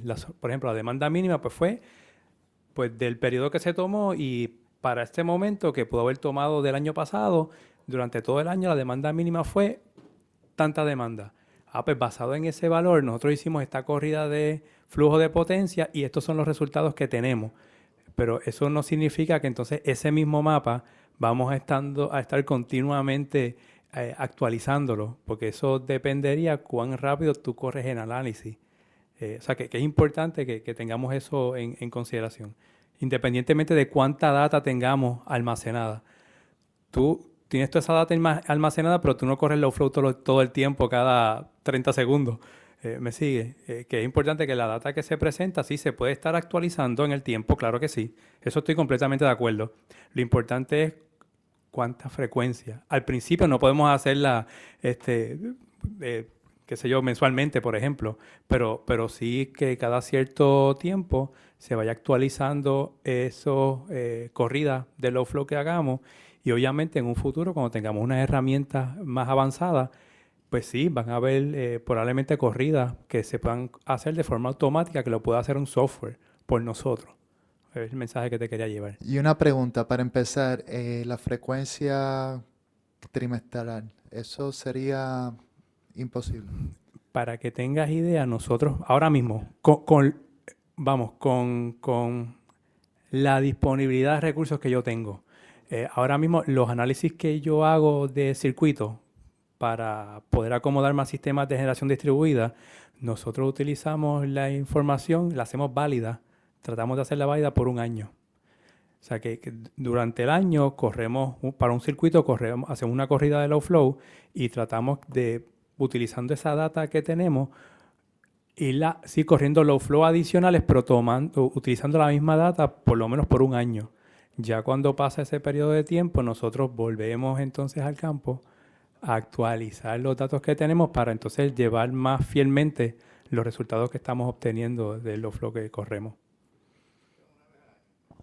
Por lo menos al momento sí, pero por eso es que yo les decía que quizás ahora lo hacemos así, pero mirando al futuro, como yo lo veo es que en un futuro yo pueda tener algún tipo de herramienta que esas corridas él me las haga, que el software las haga quizás hasta diariamente, que él las haga diariamente y yo como ingeniero lo que hago es esos circuitos donde me tiró algunos flags, en eso yo me concentro para encontrar soluciones a problemas. Esa es la visión que yo por lo menos tengo para eso. Perfecto. En verdad que esto ha sido un día, en verdad, que nos ha proveído mucho beneficio y hemos capturado toda la información que han compartido con nosotros. Le damos las más expresivas gracias. Yo creo, algo que voy a repetir que me llamó la atención, que no es muy técnico, pero estamos muy contentos que hemos compartido información técnica. Es algo que se dijo, que mire, lo que pasó, pasó. Vamos olvidando del pasado y vamos a enfocarnos hacia el futuro. Eso me lo llevo para casa, porque así tenemos que pensar. Le damos la más sincera gracias. Le quiero, estos grupos de trabajo no pasan por así. Tenemos a Gerardo Santiago que nos ayudó de una manera increíble aquí a lo último con Navigant, a Víctor Santiago, a Brenda, a la ingeniera Carón, y le damos las más expresivas gracias. Muchísimas gracias por compartir su información. Le vamos a decir los próximos pasos. Todo el mundo, por favor, nos deja su email. Por favor, vayan al MS Teams. En el MS Teams van a tener un documento que lo pueden subir en su teléfono o en su computadora y va a tener un Word document para que usted pueda editar y pueda añadir colaboraciones adicionales que quieran compartir. Eso probablemente como para el lunes estará para que vayan y nos den más información. Nosotros vamos a coger todo lo que tenemos, hemos capturado, más la información que nos colaboren por MS Teams y le vamos a postear, vamos a colgar el documento con las recomendaciones preliminares para el negociado, para que entonces nos den información, nos den insumo de si tenemos que hacer algún tipo de cambios o para que nos propongan algún tipo de redacción. Así que muchísimas gracias. Esto no puede ser sin ustedes. ¿Y algo más que quieran compartir en este momento con el grupo? Muchísimas gracias y que tengan bonito día. Bye.